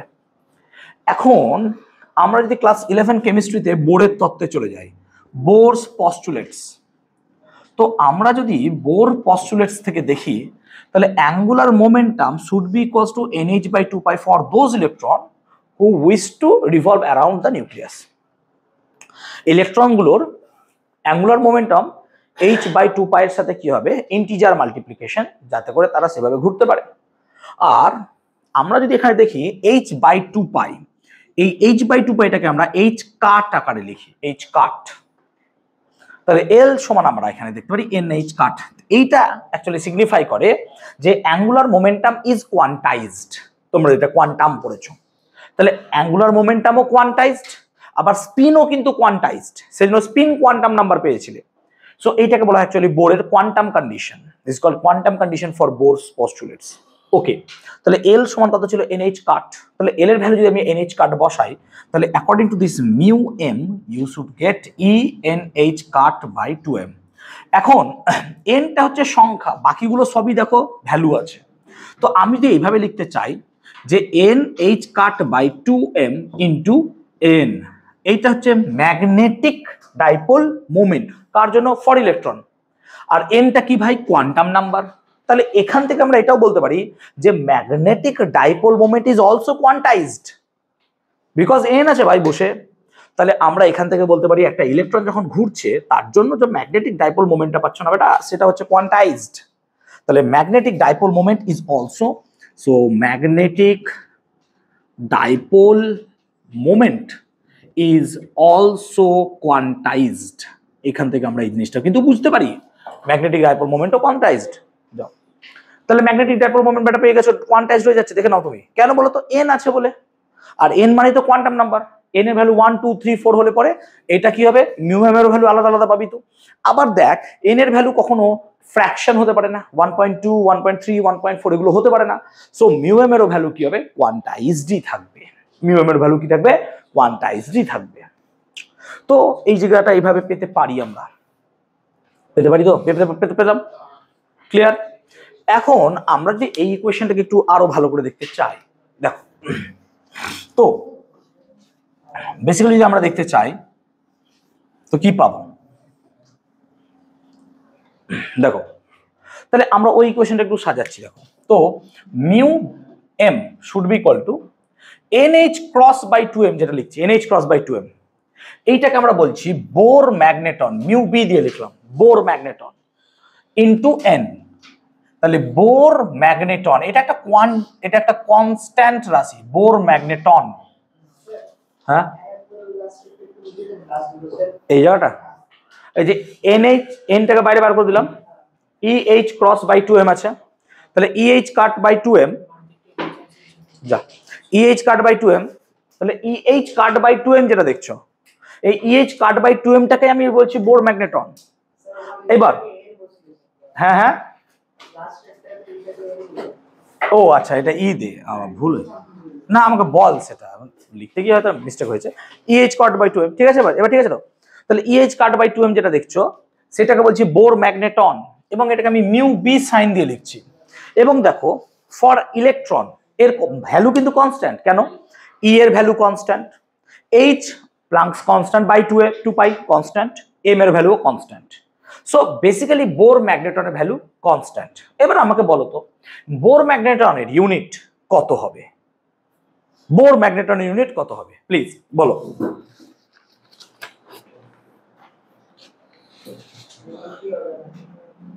আচ্ছা ইকুয়েশন দেখ না, আচ্ছা এর কি কোনো ইউনিট হয়, তাহলে মিউ এম এর ইউনিট। আর মিউ এম মানে কি ভাই, মিউ এম মানে হচ্ছে ডাইপোল মোমেন্ট, আর ডাইপোল মোমেন্টের ইউনিট কি হয়, অ্যাম্পিয়ার মিটার স্কয়ার, তাহলে এটারও ইউনিট অ্যাম্পিয়ার মিটার স্কয়ারই হবে। তবে আমার ভাবার দরকার নাই, কিন্তু বারবার কি বললাম, বোর ম্যাগনেটন হচ্ছে কনস্ট্যান্ট, এবং কনস্ট্যান্ট হওয়ার জন্য এর একটা ভ্যালু আছে 9.27 ইন্টু 10⁻⁻24 আছে, দেখতে একবার 24 ampere metre square. Believe me, এই কোশ্চেনটা বহুবার এসেছে এমসিকিউ এ, কারণ বলে দিবে বোর ম্যাগনেটের মান কত।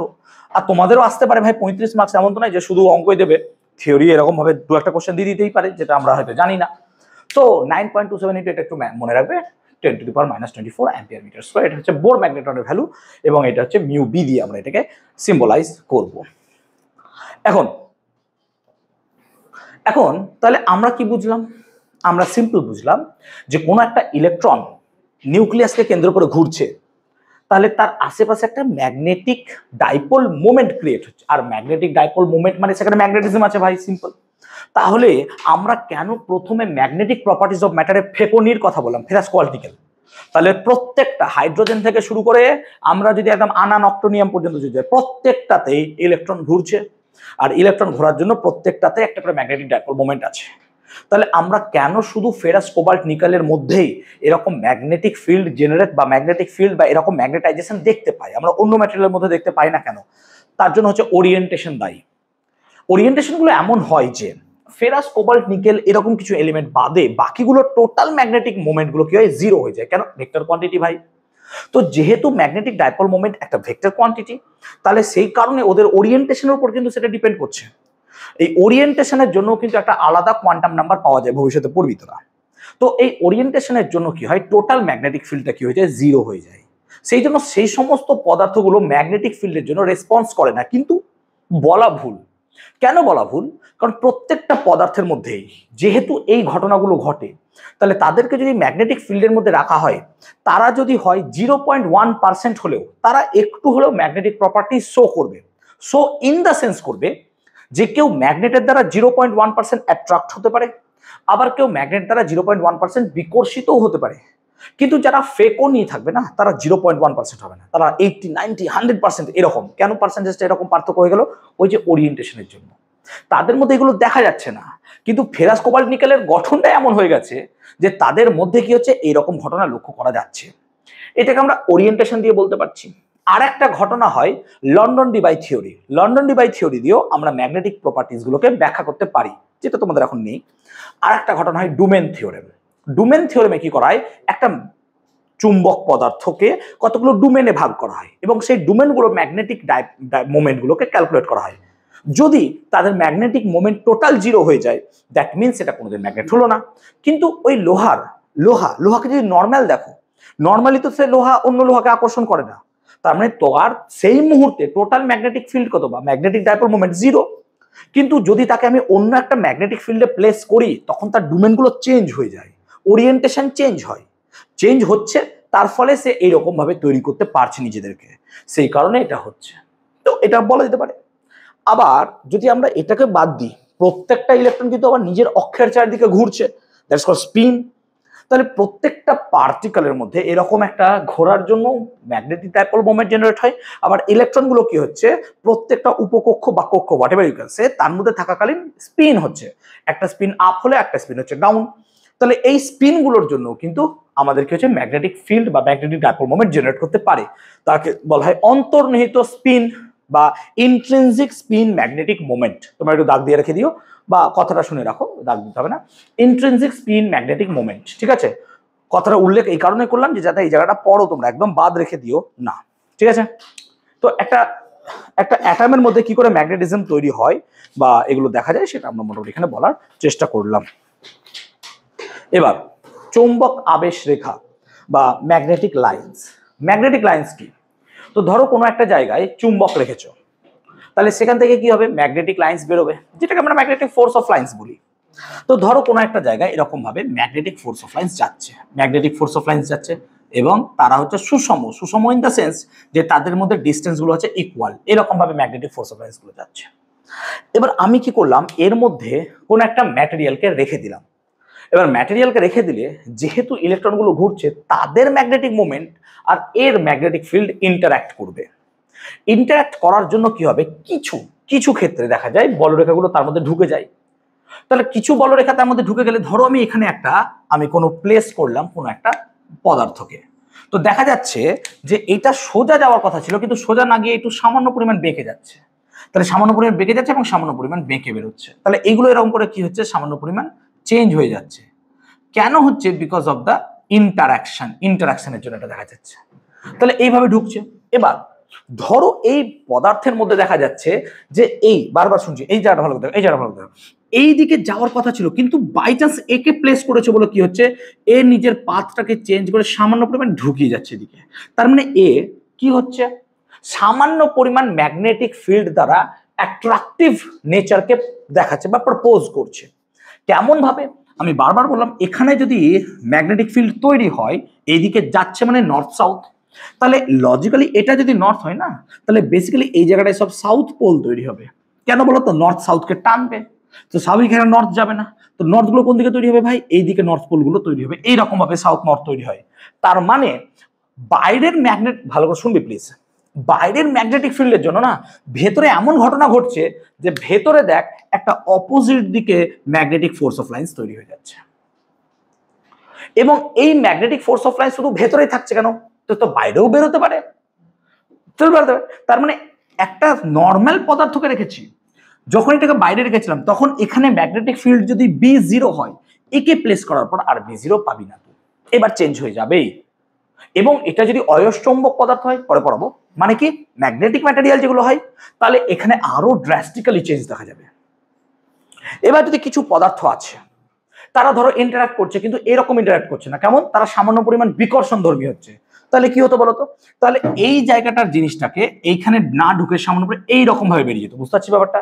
তাহলে এখানে সামান্য ক্ষীণ কি হতো, হালকা বিকর্ষণ ধর্ম তার মধ্যে দেখা যাচ্ছে। তাহলে আমরা এখানে কি বলছি, যে এই যে লাইনগুলো এর মধ্যে ঢুকছে, এগুলোকে কি বলছি? আবেশী রেখা।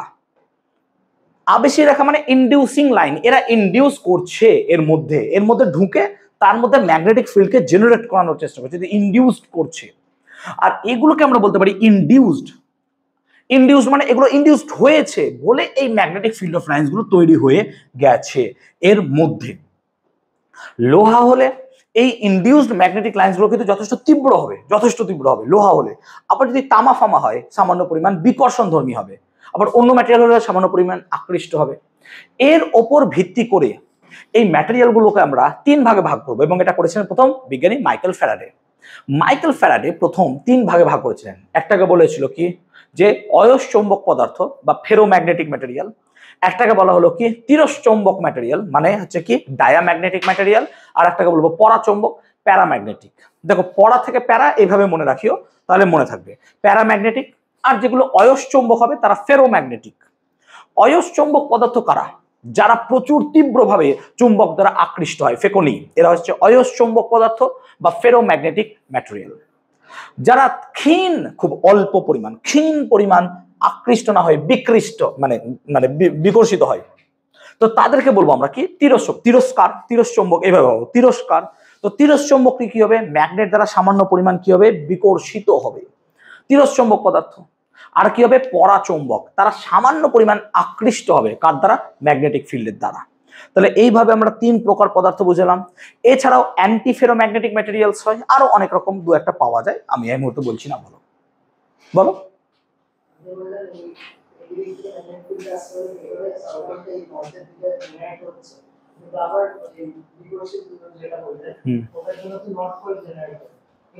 এই বাইরের জন্য এখানে তৈরি হয়েছে নর্থ, এখানে এটার জন্য এখানে সাউথ, বলে এবার।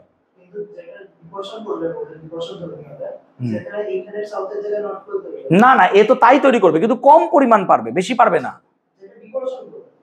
হ্যাঁ, কিন্তু তার মধ্যে মানে এই নয় যে এরা এর মধ্যে ঢুকতে পারবে না। কেন পারবে না? এ তো অনেক স্ট্রং ফিল্ড।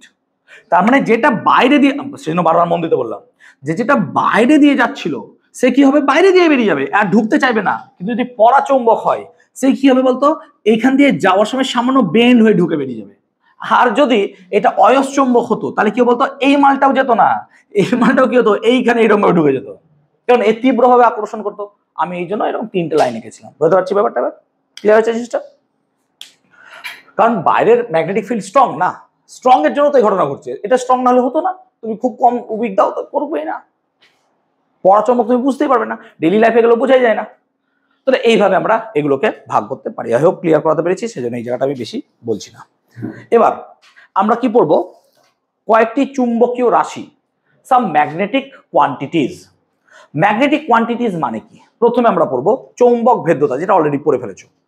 চৌম্বক ভেদ্যতারা কি না, তো কোনো একটা জায়গায় কতটা পরিমাণ ম্যাগনেটিক ফোর্স কাজ করবে বা ম্যাগনেটিক ফিল্ড কাজ করবে, সেটা কিন্তু অবভিয়াসলি মাধ্যম ডিপেন্ডেন্ট। এবং মাধ্যম ডিপেন্ডেন্ট হওয়ার জন্য বি এর ভ্যালু ছিল মিউ ইন্টু সামথিং। ওই সামথিংটাকে আমরা কি বলেছিলাম বলতো, ম্যাগনেটিক ফিল্ড ইন্টেন্সিটি বা চৌম্বক প্রাবল্য এইচ, যেটাকে আমরা বলেছিলাম ম্যাগনেটিক ফিল্ড বা মিডিয়ামের উপর ডিপেন্ড করে না, এবং এইচ একটা মিডিয়াম ইন্ডিপেন্ডেন্ট রাশি। এবং তার ইউনিটও বোধহয় বলেছিলাম আমরা, সম্ভবত মনে করে দেখতে পারো, ওর স্টেট বোধহয় নাকি না, কি বলেছিলাম, যা হোয়াটএভার, ছাড়ো। তাহলে আমরা মিউ নিয়ে আলোচনা করব। এখন ধরো আমি কথা মনে বলছি যে কোনো একটা জায়গায় যে শূন্য মাধ্যম, একটু আগে যে উদাহরণটা নিয়েছিলাম যে শূন্য মাধ্যম, ঠিক আছে, বেশি ম্যাগনেটিক লাইন আঁকছি না, শূন্য মাধ্যম আছে। এই শূন্য মাধ্যমে ধরো কিছু নাই, এখানে ভ্যাকুয়াম আছে। তাহলে এই জায়গাটায় আমার ম্যাগনেটিক পারমিয়েবিলিটি বা চৌম্বক ভেদ্যতা, ম্যাগনেটিক পারমিয়েবিলিটি চৌম্বক ভেদ্যতা কত হচ্ছে না, তো আমি ধরছি স্যার মিউ জিরো। কিন্তু যখনই আমি এখানে একটা ব্লককে ইন্ট্রোডিউস করাবো না, তখন এটা একটা অন্য মিডিয়াম হয়ে গেল। তাহলে এই জায়গাটার জন্য এর ম্যাগনেটিক ফিল্ডও কিন্তু চেঞ্জ হবে। তাহলে ধর যখন শূন্যস্থান ছিল, তখন ম্যাগনেটিক ফিল্ড কত ছিল স্যার, ম্যাগনেটিক ফিল্ড ধর বি জিরো ছিল। কিন্তু যখনই আমি অন্য একটা পদার্থ নিয়ে এসেছি এর মধ্যে, বা অন্য কোনো মিডিয়ামকে ইন্ট্রোডিউস করা আছি, তখন কিন্তু ম্যাগনেটিক ফিল্ড আর বি থাকছে না বা বি জিরো থাকছে না। তো in the presence of another medium, consider magnetic field to be ধর। তাহলে in the presence of another medium আমি ম্যাগনেটিক ফিল্ডটাকে কনসিডার করতে বলছি, তুমি ধরো বি। তাহলে তাহলে তাহলে এই যে নতুন বি পেলে আর আগে শূন্য মাধ্যমে যে বি জিরো ছিল, তার যে রেশিও, তাকে তুমি বলবে আপেক্ষিক চৌম্বক ভেদ্যতা বা relative magnetic field, relative magnetic permeability.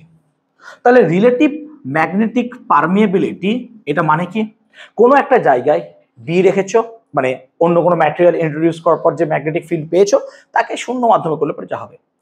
আবার দেখ, যদি ম্যাগনেটিক পারমিয়েবিলিটির সাথে বি এর রিলেশন দেখতে চাস, তাহলে B should be equals to mu by 4 pi ideal sine theta by R square, এটাই তো হওয়া উচিত। তাহলে বি এর সাথে মিউ এর রিলেশন কিন্তু প্রপোর্শনালিটি।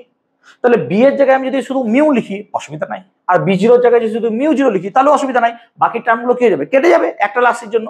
তাহলে বেসিক্যালি আমরা মিউ আরটাকে এভাবেও লিখতে পারি sir, mu R should be equal to কত হবে বলতো, মিউ বাই মিউ জিরো, এটাকেও আমরা লিখতে পারি। এক্স্যাক্টলি সেম যেমন ইলেকট্রিক ফিল্ডে পড়েছিলিস, কি বলতো, কে সমান এপসাইলন বাই এপসাইলন জিরো। এই কেটাকে আমরা অনেক সময় কে না লিখে কি লিখতাম বলতো, এপসাইলন আর। অনেক বই দেখবি এপসাইলন আর থাকে, ওই এপসাইলন আরটাকে বলা হয় রিলেটিভ ইলেকট্রিক পারমিটিভিটি, বা এটাকে আমরা কি বলি বলতো, ডাইইলেকট্রিক কনস্ট্যান্ট, এটাকে আমরা বলতাম কে, এটাই রিপ্রেজেন্ট করতো। তো বেসিক্যালি আমরা এইভাবে লিখতে পারি মিউ আর। তো মিউ আরের ইউনিট তো হবে না ভাই, সিম্পল কথা, মিউ আরের ইউনিট হবে না, মিউ বাই মিউ জিরো। এখন এই মিউ আর এর ভ্যালুটাকে আমরা এখান থেকে জেনারেট করতে পারি। মিউ আর এর ভ্যালু, রিলেটিভ মিউ আর এর ভ্যালু যদি একের একটু বেশি হয়, তাহলে সেটা কি হবে, চুম্বক দ্বারা সামান্য পরিমাণ আকৃষ্ট হয়, তখন তাকে কি বলি আমরা বলতো, প্যারাম্যাগনেটিক ম্যাটেরিয়াল। তাহলে মিউ আর এর ভ্যালু যদি একের থেকে কম হয়, দেখ এই সমস্ত কোশ্চেন না, প্লিজ তোরা ভাবতেই পারিস যে এই সমস্ত কোশ্চেনগুলো না এমসিকিউ দিতে পারে, কেন বলতো, এগুলো গুলিয়ে যায় অনেক। তাহলে এখানে অনেকগুলো তো অপশন দিয়ে দিল, তাহলে নিচের কোনগুলো আমার এর প্রপার্টিকে দেখায়, তাহলে বাস এবারে 1 2 3 4 করে যেমন আমরা জয়েন্টে করে আসছি কোশ্চেনগুলো, ওরকম কোশ্চেন দিতে পারে এখানে। যদি মিউ আর এর ভ্যালু লেস দেন 1 হয়, 0.99 এরকম, তাহলে এটা হবে ডায়াম্যাগনেটিক প্রপার্টি বা ডায়াম্যাগনেটিক ম্যাটেরিয়াল। আর মিউ আর এর ভ্যালু যদি অনেক বেশি হয় একের থেকে, দ্যাট মিনস এটা হচ্ছে ফেরোম্যাগনেটিক ম্যাটেরিয়াল। তাহলে এর ওপর ভিত্তি করে আমি এখানে বার করলাম, আমার ভ্যালুগুলো মনে নেই, তবে ভ্যালুগুলো তোদের বই হয়তো থাকবে, তোরা দেখবি মিউ আর এর ভ্যালুর উপর ডিপেন্ড করে, ঠিক আছে? ওকে, ক্লিয়ার হয়েছে? তাহলে এতদূর বুঝতে পারলাম আমরা, আই হোপ ক্লিয়ার। এবার আমরা পড়বো ম্যাগনেটাইজেশন বা চুম্বকন।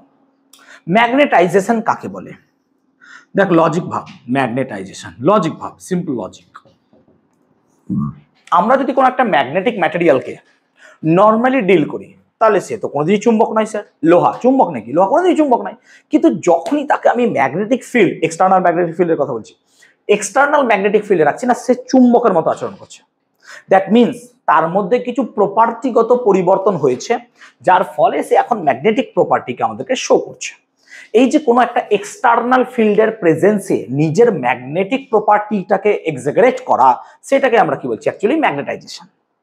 এবং একে বাই ডেফিনেশন কি লেখা হয়? ম্যাগনেটাইজেশনকে আমরা বাই সিম্বল এম দিয়ে লিখবো, এবং একে বাই ডেফিনেশন এম লেখা হয় পি এম বাই ভি। অর্থাৎ কোনো একটা জায়গায় আমরা পার ইউনিট ভলিউমে যে পরিমাণ ম্যাগনেটিক ডাইপোল মোমেন্ট পাবো তাকে বলবো আমরা ম্যাগনেটাইজেশন। তো চুম্বকন, যাকে বাংলায় বলা হয় চুম্বকন, দেখো এগুলো আমার ইংলিশ টার্ম করতে সুবিধা হয়, বাংলা টার্ম করতে খুব অসুবিধা হয়, সেজন্য আমরা এখানে কি বলছি? চুম্বকন বা magnetisation. Magnetisation means P M by V. P M by V মানে কি? Magnetic dipole moment per unit volume. তাহলে পার ইউনিট ভলিউমে আমার যে পরিমাণ ম্যাগনেটিক ডাইপোল মোমেন্ট কাজ করছে তাকে আমরা কি বলবো? ম্যাগনেটাইজেশন। তাহলে ইউনিট কি হবে ভাই? এক্ষুনি সেটাই বলছিলাম, দেখ ইউনিট কি হবে, গন্ডগোল হয়ে যাবে। অ্যাম্পিয়ার মিটার স্কোয়ার ছিল তার ইউনিট, আর এটা হচ্ছে মিটার কিউব। ভলিউমের ইউনিট কি? Metre cube. তাহলে ampere metre square by metre cube কেটে গেলে কি পড়ে থাকে? Ampere per metre. তাহলে এটা হচ্ছে অ্যাম্পিয়ার পার মিটার তার ইউনিট। তাহলে অ্যাম্পিয়ার পার মিটার, ক্লিয়ার? তাহলে এই হচ্ছে আমাদের গল্প। তাহলে অ্যাম্পিয়ার পার মিটার হচ্ছে তার ইউনিট। তাহলে আমরা অ্যাম্পিয়ার মিটার দিয়ে তিনটে ইউনিট পেয়েছি। একটা হচ্ছে magnetic dipole moment, ampere metre square, এখানে লিখেছিলাম কোনো এক জায়গায়। আচ্ছা, আর একটা কি পেলাম আমরা? অ্যাম্পিয়ার মিটার, তার ক্ষেত্রে ম্যাগনেটিক পোল, যেটা চুম্বকের মেরু শক্তি। আর এখনই পেলাম অ্যাম্পিয়ার পার মিটার, এটা হচ্ছে ম্যাগনেটাইজেশনের ইউনিট। এটা হচ্ছে ম্যাগনেটাইজেশনের ইউনিট। এখন তো আমি যদি এই সিনারিওটাকে একটু ভাবি, সিনারিওটাকে নিয়ে ভাবি, তো বেসিক্যালি আমরা জানি কি স্যার, যে আপনি ধরুন কোনো একটা জায়গায় ম্যাগনেটিক ফিল্ড দেখতে চাইছেন, কিন্তু যদি আপনি মিডিয়াম ইন্ডিপেন্ডেন্টের কথা ভাবেন, যে যেখানে সেখানে কোনো মিডিয়ামই নেই স্যার, কোনো মিডিয়াম নাই, তাহলে যদি শুধুমাত্র মিডিয়াম না থাকে, তো we can approach by H. এবং এইচ এর ভ্যালুটা তোমরা জানো কত হয় sir? 1/4 pi I d l sine theta by R square by formula of Biot Savart law. এইটা আমরা এইচ এর ভ্যালু জানি। এবং আমরা এও জানি কি না, তো স্যার বি সমান কত হয়? Mu H. বি সমান মিউ এইচ হয় ন্যাচারালি। তো এখন যদি এই জায়গাটাই দেখি, যদি কোনো আমরা ম্যাটেরিয়ালকে ইন্ট্রোডিউস করাইনি, we have not introduce any kind of material, আমরা এখন কোনো ম্যাটেরিয়াল ইউজ করিনি, তখন ছিল বি জিরো আর তখন ছিল মিউ জিরো। তাহলে আমরা কিন্তু তখন এটাই লিখতে পারতাম, কি লিখতে পারতাম? ফ্রম প্রিভিয়াস, একদম আগে কি লিখতে পারতাম? যে sir B zero should be equal to mu zero H. যদি ভেক্টর দিতে হতো এটাই তার ভেক্টর থাকতো, B zero equal to mu zero H vector. কিন্তু যখন তুমি না এর মধ্যে একটা ম্যাটেরিয়ালকে ইন্ট্রোডিউস করে দিয়েছো, একটু কি তাই বললাম, তার মধ্যে একটা অপোজিট দিকে ফিল্ড জেনারেট করবে এবং এর মধ্যে একটা ম্যাগনেটাইজেশন জেনারেট হবে। তাহলে এখন যে ম্যাগনেটিজমটা পাবো নতুন, সেটা কি হবে স্যার? নতুন ম্যাগনেটিজমটা বি জিরো থাকবে না, চেঞ্জ হবে। তো কতটা চেঞ্জ হবে স্যার? বলা গেল বি জিরো, তার সাথে তুমি ধরো বি ভেক্টর ড্যাশ নতুন একটা জেনারেট হয়ে গেল। কার জন্য হলো? এই জিনিসটার জন্য, যেটাকে তুমি তার মধ্যে ঢুকিয়ে রেখেছো।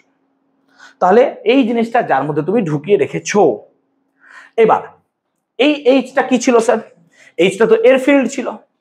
তাহলে বেসিক্যালি আমি যদি মিউ জিরো এইচ লিখি এর জন্য, তাহলে এখানেও সিমিলারিটি বজায় রেখে আমরা এখানে কার জন্য হচ্ছে? এর জন্য কি তৈরি হচ্ছে স্যার? ম্যাগনেটাইজেশন। সেই জন্য আমরা এখানে একটা নতুন কোয়ান্টিটিকে ইউজ করলাম, যেটা হচ্ছে এম ভেক্টর, নাকি রে? এই ইউজ করলাম আমরা।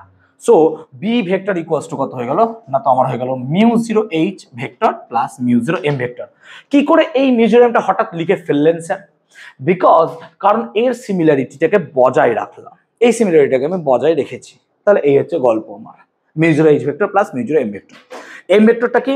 ম্যাগনেটাইজেশন, চুম্বকন, এবং সেটা হচ্ছে কি? Ampere per metre. ওকে, বুঝতে পারলাম। এবার যদি তুই ম্যাগনেটাইজেশন ইউনিট দেখিস, তাহলে এই mu zero M R mu zero H, তাহলে মিউ এম আর এইচ এর ইউনিট সেম হওয়া উচিত।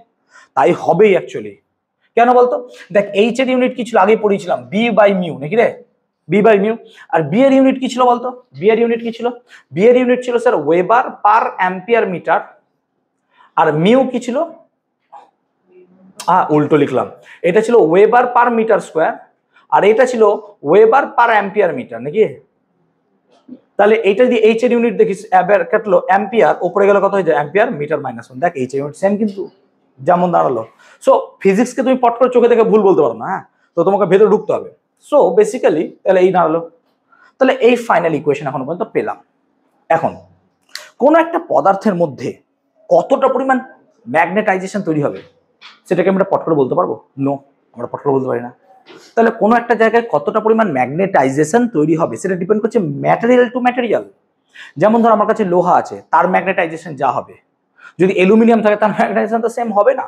তার মানে ম্যাগনেটাইজেশন ডিপেন্ড করছে কোনো একটা ফ্যাক্টরের উপর। এক নম্বর ফ্যাক্টর হচ্ছে ম্যাগনেটাইজেশন ততটা বেশি হবে যত তুমি এক্সটার্নাল ফিল্ড দেবে তার মধ্যে।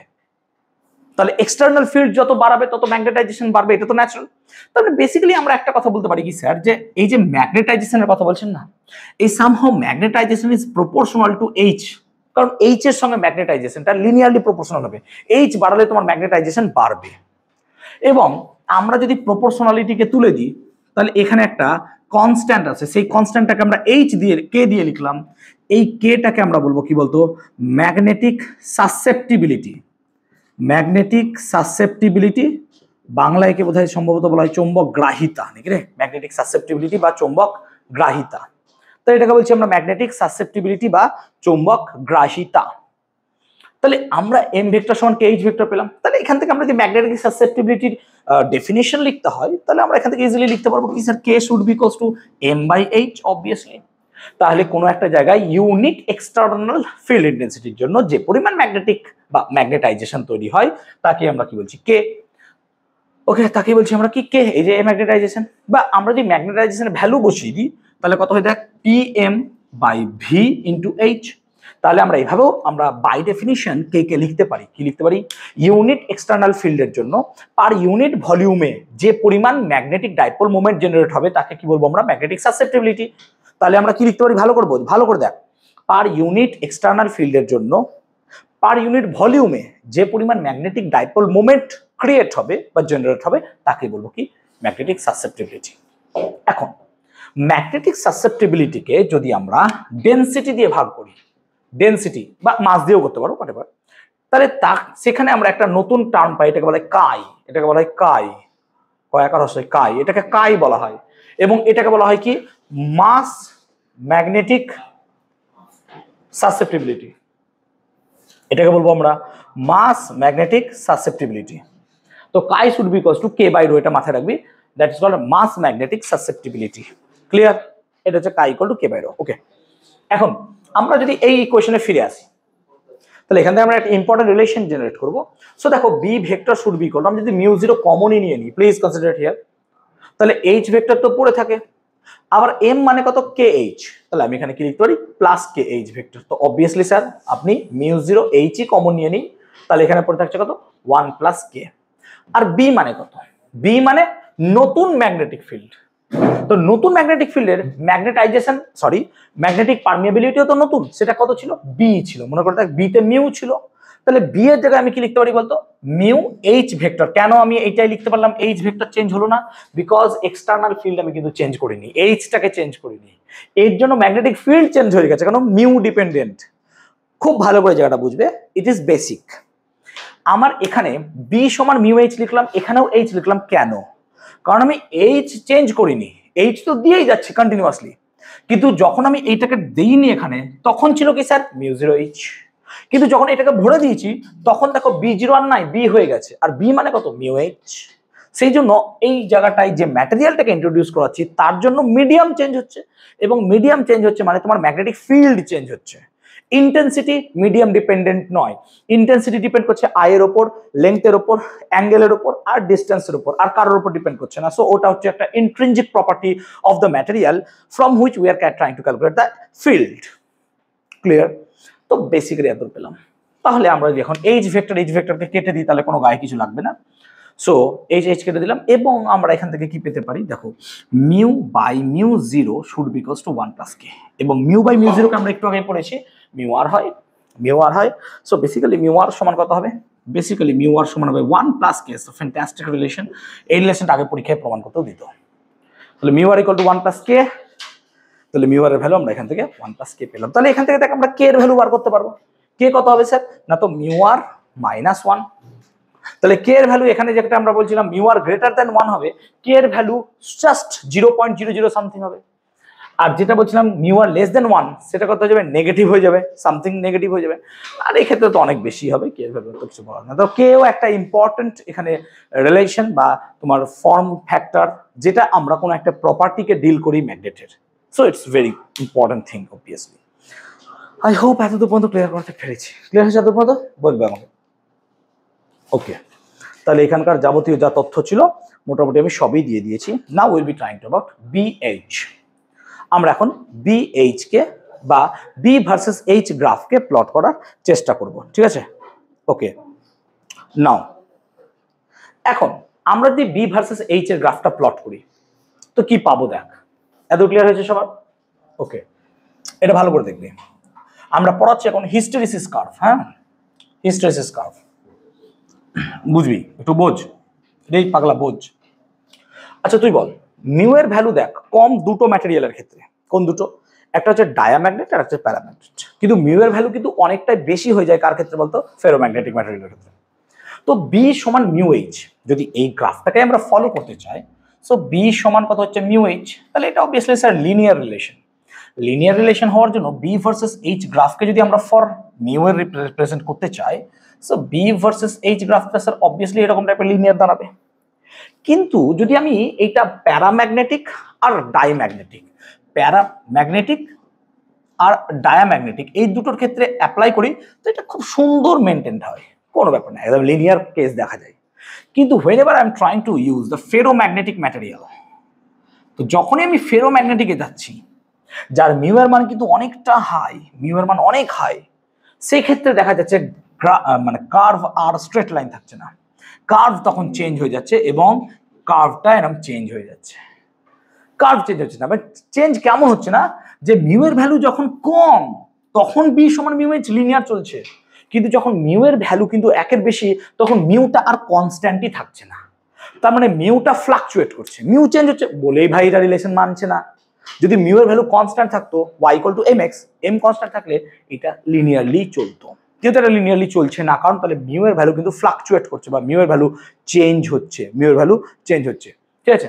তাহলে এইভাবে যদি মিউ এর ভ্যালু চেঞ্জ হয়, তার মানে মিউ এর ভ্যালুটা কি হচ্ছে, 1 থেকে 1000 1500 যত বাড়াচ্ছি আমরা এই জায়গাটা দেখছি এটা চেঞ্জ হচ্ছে বলে এই কার্ভটা এরকম স্ট্রেট লাইন পাচ্ছি না। কিন্তু আমরা যদি এইচ এর মান যথেষ্ট বাড়িয়ে ফেলি, এইচ এর মান বাড়াতেই থাকি, এইচ মানে কি বলতো, ওই বেটা এক্সটার্নাল ফিল্ড, এক্সটার্নাল ইন্টেন্সিটি যেটা আমরা এখানে ইম্পোজ করছি ওই ম্যাটেরিয়ালটার উপর। তো আমরা যদি এইচ এর ভ্যালু কন্টিনিউয়াসলি বাড়াতেই থাকি, তো দেখা যায় এই গ্রাফটার ক্ষেত্রে কি হয় বলতো, এই গ্রাফটার ক্ষেত্রে এইচ এর ভ্যালু বাড়াতে থাকলে দেখা যায় গ্রাফটার ভ্যালু আস্তে আস্তে আস্তে আস্তে একটা জায়গায় পৌঁছে যায় যেখানে এইচ বাড়ালেও বি এর মান আর বাড়ে না, বরং এটা স্যাচুরেট করে যায়, এটা স্যাচুরেট করে যায়, অর্থাৎ এর থেকে বেশি আর সে বাড়বে না। এবার এইটা যে ম্যাটেরিয়ালের ক্ষেত্রে অ্যাপ্লিকেবল, আমি যদি এখানে ইস্পাত নিই, এই কার্ভটা একই রকম দেখাবে কিন্তু আপ ডাউন করবে। তার মানে এইচ এর রিপ্রেজেন্টে বা এক্সটার্নাল ফিল্ডের জন্য তার ম্যাগনেটিক ফিল্ড কত চেঞ্জ হচ্ছে সেটা ডিপেন্ড করছে ম্যাটেরিয়াল টু ম্যাটেরিয়াল, কারণ মিউ আলাদা হয়ে যাচ্ছে না। তো মিউ যেহেতু ইস্পাতের আলাদা হবে, কাঁচা লোহার আলাদা হবে, কোবাল্টের আলাদা হবে, সো সেই ক্ষেত্রে এই গ্রাফটা কিন্তু আপ ডাউন করবে, এটা কিন্তু মাথায় রাখবো। এখন আমরা যদি বলি কোন একটা মেমোরিতে দেখি, লাইক আমরা যদি ধরো কোন একটা কি বলবো, কনসিডার করো যে আমরা কোন একটা জিনিস পড়ছি, পড়ার পর সেটা যদি কন্টিনিউয়াসলি পড়ার পর দুদিন একদিন পড়লাম দিয়ে 1 মাস তাকে হাত না দিই, তাহলে আমরা তাকে ভুলে যাই। কিন্তু যদি হঠাৎ করে সেটা চোখে চলে আসে সামনে, তো আমাদের ইনস্ট্যান্টলি সমস্ত মেমোরি মনে পড়ে। তার মানে সামহাও আমাদের এগুলো কি হয়, মেমোরিতে কোনো না কোনো জায়গায় ঢুকে থাকে। যেমন আমরা কোনো মেমোরি কার্ড দেখছি, মেমোরি কার্ডে যখন ডিলিট করছি, দ্যাট মিনস সেটা কি ডিলিট হচ্ছে না, সেগুলোকে আবার রিকভার করা যায়, কিন্তু হ্যাঁ এমন নয় যে পুরোপুরি ডিলিট হয়, সেগুলোকে আবার রিকভার করা যায়, এভরি ডেটা রিকভার করা যায়। একটা ফিজিক্সের খুব গুড ফেনোমেনা আছে যে data can never B destroyed, ঠিক আছে, data can never B destroyed. এটা নিয়ে একটা কোশ্চেন আমি হয়তো করেছিলাম আমার যখন এই পড়ানোটা চলছিল, তখন স্যার বা প্রফেসরকে, যে আমি যদি একটা কাগজকে পুড়িয়ে দিতাম তো অ্যাকচুয়ালি ডেটাকে ডেস্ট্রয় করে দিলাম, কারণ তো বাই ফিজিক্সের ল, আমি জানি না, এটা আমি আর বেশি পড়িনি, বলছিল যে না সমস্ত যা যা পুড়েছে সেগুলোকে যদি আবার নিয়ে এসে করা যায় তাহলে এটা আবার করা যাবে, বাট আমি এটা মনে হয় না যে ট্রু, তখন হয়তো আমাকে ক্যাজুয়ালি তাড়ানোর জন্য বলেছিল যে ঠিক আছে এটা পসিবল, বাট বিকজ ডিসইন্টিগ্রেশন হওয়ার পর তাকে আমি কি করে ইন্টিগ্রেট করব। লাইক তুমি ভাবো যখন আমরা যদি পড়বো, যখন আমরা নিউক্লিয়াস, তখন তো যে কোনো একটা রেডিও অ্যাক্টিভ এলিমেন্ট অলওয়েজ ডিসইন্টিগ্রেট হচ্ছে। তার মানে সেখান থেকে আমি আবার নতুন করে সেই এলিমেন্টটাকে ফেরত পাবো কি করে, বিকজ আলফা বিটা তো বেরিয়ে গেল। এবার আমাকে তাহলে আলফাকে আবার নিউক্লিয়াসে ভরতে হবে। এবার আলফাকে নিউক্লিয়াসে ভরাতে আবার চারটিখানি কথা নয়। So by law of physics disintegrate হয়ে গেছে মানে সেটা একদম শেষ হয়ে গেছে, অ্যাকচুয়ালি পাওয়া যায় না। ঠিক আছে, যাও সেসব পরের কথা। তো এখানে মেমোরি পাওয়ারটা সঞ্চিত থাকে। তার মানে কি, মানেটা বক্তব্য হচ্ছে, ধরো জাস্ট একটা প্র্যাকটিক্যাল এক্সপেরিমেন্ট নাও। ধরো একটা লোহাকে আমি কি করলাম, কোনো একটা এক্সটার্নাল ম্যাগনেটিক ফিল্ডে আমি রাখলাম। তো এক্সটার্নাল ম্যাগনেটিক ফিল্ডে রাখলাম, এক্সটার্নাল ম্যাগনেটিক ফিল্ডে রাখার পর কি হলো, তার মধ্যে একটা ম্যাগনেটাইজেশন তৈরি হলো। Please refer to this, magnetisation. Magnetisation তৈরি হলো মানে কি, এখন যদি আমি তার আশেপাশে লোহার বা কোবাল্ট বা নিকেল রাখি, তাহলে ওই লোহার টুকরো কিন্তু অন্য লোহাকে আকর্ষণ করতে পারবে। এবার আমি ধরো আমি ম্যাগনেটিজম যেটা বাইরে থেকে দিচ্ছিলাম, field intensity whatever you can say, বন্ধ করে দিলাম, মানে এইচটাকে জিরো করে দিলাম। এইচ ছিল বলে বি ছিল, এইচ জিরো করে দিলে লজিক্যালি এই পথে এসে ম্যাগনেটিক ফিল্ডটা আবার কি হয়ে যাচ্ছে, জিরো হয় না। এইটাই সমস্যা। তার মানে এইটা বেসিক্যালি এখানে চলে আসা উচিত ছিল, কিন্তু দেখা যায় এটা আসে না। কি হয় না, তো স্যার এটা অন্য পথে ফেরত আসে, এবং অন্য পথে ফেরত আসার ফলে তার মধ্যে একটা মেমোরিতে কিছু ম্যাগনেটিক ফিল্ড তৈরি হয়ে থাকে, যেটা জমা থাকে। তার মানে এটাকে কি বলছি আমরা, ধারণ ক্ষমতা। ধারণ ক্ষমতা মানে সে ম্যাগনেটিক ফিল্ডকে ধরে রাখছে তার মধ্যে। আমরা এক্সটার্নাল ফিল্ডকে জিরো করে দিচ্ছি, তাও সে জিরো হচ্ছে না, সে জিরো হচ্ছে না। তখন আমি ম্যাগনেটিক ফিল্ডকে এক্সটার্নালি জিরো করে দিয়েছি, তাহলে এটাকে বলছি ধারণ ক্ষমতা। যেমন ধরো কোনো একটা কাঁচা লোহার ইস্পাতকে আমি কোনো একটা এক্সটার্নাল ফিল্ডে রাখলাম, কোনো একটা ম্যাগনেটিক ফিল্ডে, ম্যাগনেটিক ফিল্ডকে টার্ন অফ করে দিলাম, বন্ধ করে দিলাম, দিয়ে আমি যদি কাঁচা লোহা ইস্পাতকে নিয়ে আসি, তাও দেখবো তারা লোহার টুকরোকে কিন্তু আকর্ষণ করতে পারছে। দুজনই সেম ভাবে না পারুক, কিন্তু পারছে, ম্যাগনেটিক ফিল্ড করতে পারছে। এবার আমি কি করলাম, ওই দুটোকে জোরে জোরে হাতুড়ি বাড়ি মারলাম, মানে তাকে এখন এক্সপ্লয়েট করছি আমি, তাকে আগুনে দিয়ে দিলাম, হতে পারে তো। তার মানে কি হচ্ছে, তাকে এক্সপ্লয়েট করছি। এবার দেখো, একে এই দিকে ফিল্ড দিয়েছি বলে তার ম্যাগনেটিজম যেদিকে তৈরি হবে, আমি যদি এখন ফিল্ডকে উল্টো দিকে দিই, তাহলে তার ম্যাগনেটিজম নষ্টও হবে। হ্যাঁ না বল, এটা তো লজিক, ম্যাগনেটিজম নষ্ট হবে। কেন বলছি আমি বলতো, কারণ কি আমি এই দিকে দিয়েছি, তাহলে ম্যাগনেটিজম এই দিকে যদি তৈরি হয়, এবার আমি এই দিকে ম্যাগনেটিজম দেবো, তাহলে ফিল্ড এই দিকে তৈরি হবে, আলটিমেটলি দুটোকে ক্যান্সেল আউট করে দেবে। আমার এটাই বক্তব্য। তাহলে আমি যদি এখন ম্যাগনেটিক ফিল্ডটাকে কি করি, মানে এক্সটার্নাল ফিল্ডের কথা যেটা বলছি, তাকে যদি এখন আমি এই দিকে পাঠাই, দেখ এইখান থেকে শুরু করেছিলাম, এত দূরে এসেছিলাম, এত দূরে এসেছিলাম। এবার আমি কি করেছি, এইচটাকে, এত দূর ছিলাম এইচকে, এবার এইচকে আমি জিরো করেছি, এখানে নিয়ে এসেছি। তা সত্ত্বেও এই জায়গাটায় কিন্তু ম্যাগনেটিক ফিল্ড থেকে গেছে। এবার আমি এইচকে এই দিকে নিয়ে আসছি, তাহলে লজিক্যালি দেখা যাচ্ছে বি নেগেটিভ হয়ে যাবে। তাহলে বি ওপরে কাজ করছে, তখন দেখা যায় বিটা কি হচ্ছে, এরকম ভাবে নিচের দিকে কাজ করছে। তাহলে দেখ লজিক্যালি আমি যখন ওকে এক্সপ্লয়েট করলাম, নষ্ট করতে চাইলাম, তাও দেখ তার কিন্তু ম্যাগনেটিক ফিল্ড জিরো হয়ে গেছে। ভালো করে বলছি, বি জিরো হয়ে গেছে। দেখ বি এই অ্যাক্সিসে তো জিরো হয়ে গেছে, কিন্তু এক্সটার্নাল ফিল্ড এইচ এর জন্য তার এই জায়গাটায় কি হয়েছে, ম্যাগনেটিজম বা এই এইচটা এখানে তখনও জিরো হয়নি। লজিক ওয়াইজ এইচ জিরো হলে বি জিরো হওয়া উচিত ছিল। তাহলে কি জানতাম যে হ্যাঁ আমার এক্সটার্নাল ফিল্ড অ্যাবসেন্স ওর ম্যাগনেটিক ফিল্ড শেষ। ঠিক আছে, কিন্তু আমি দেখছি কি, যে ওকে জিরো করতে গেলে আমাকে এক্সটার্নাল ফিল্ডেরও কিছু ভ্যালু দরকার হচ্ছে, নেগেটিভ বাট ভ্যালু দরকার হচ্ছে। তার মানে তার ম্যাগনেটিজমটাকে এক্সপ্লয়েট করতে গেলে আমাকে সাম কাইন্ড অফ, তুমি যাই ভাববে ভাবো, পাতি কথায় এনার্জি তোমাকে লস করতে হচ্ছে।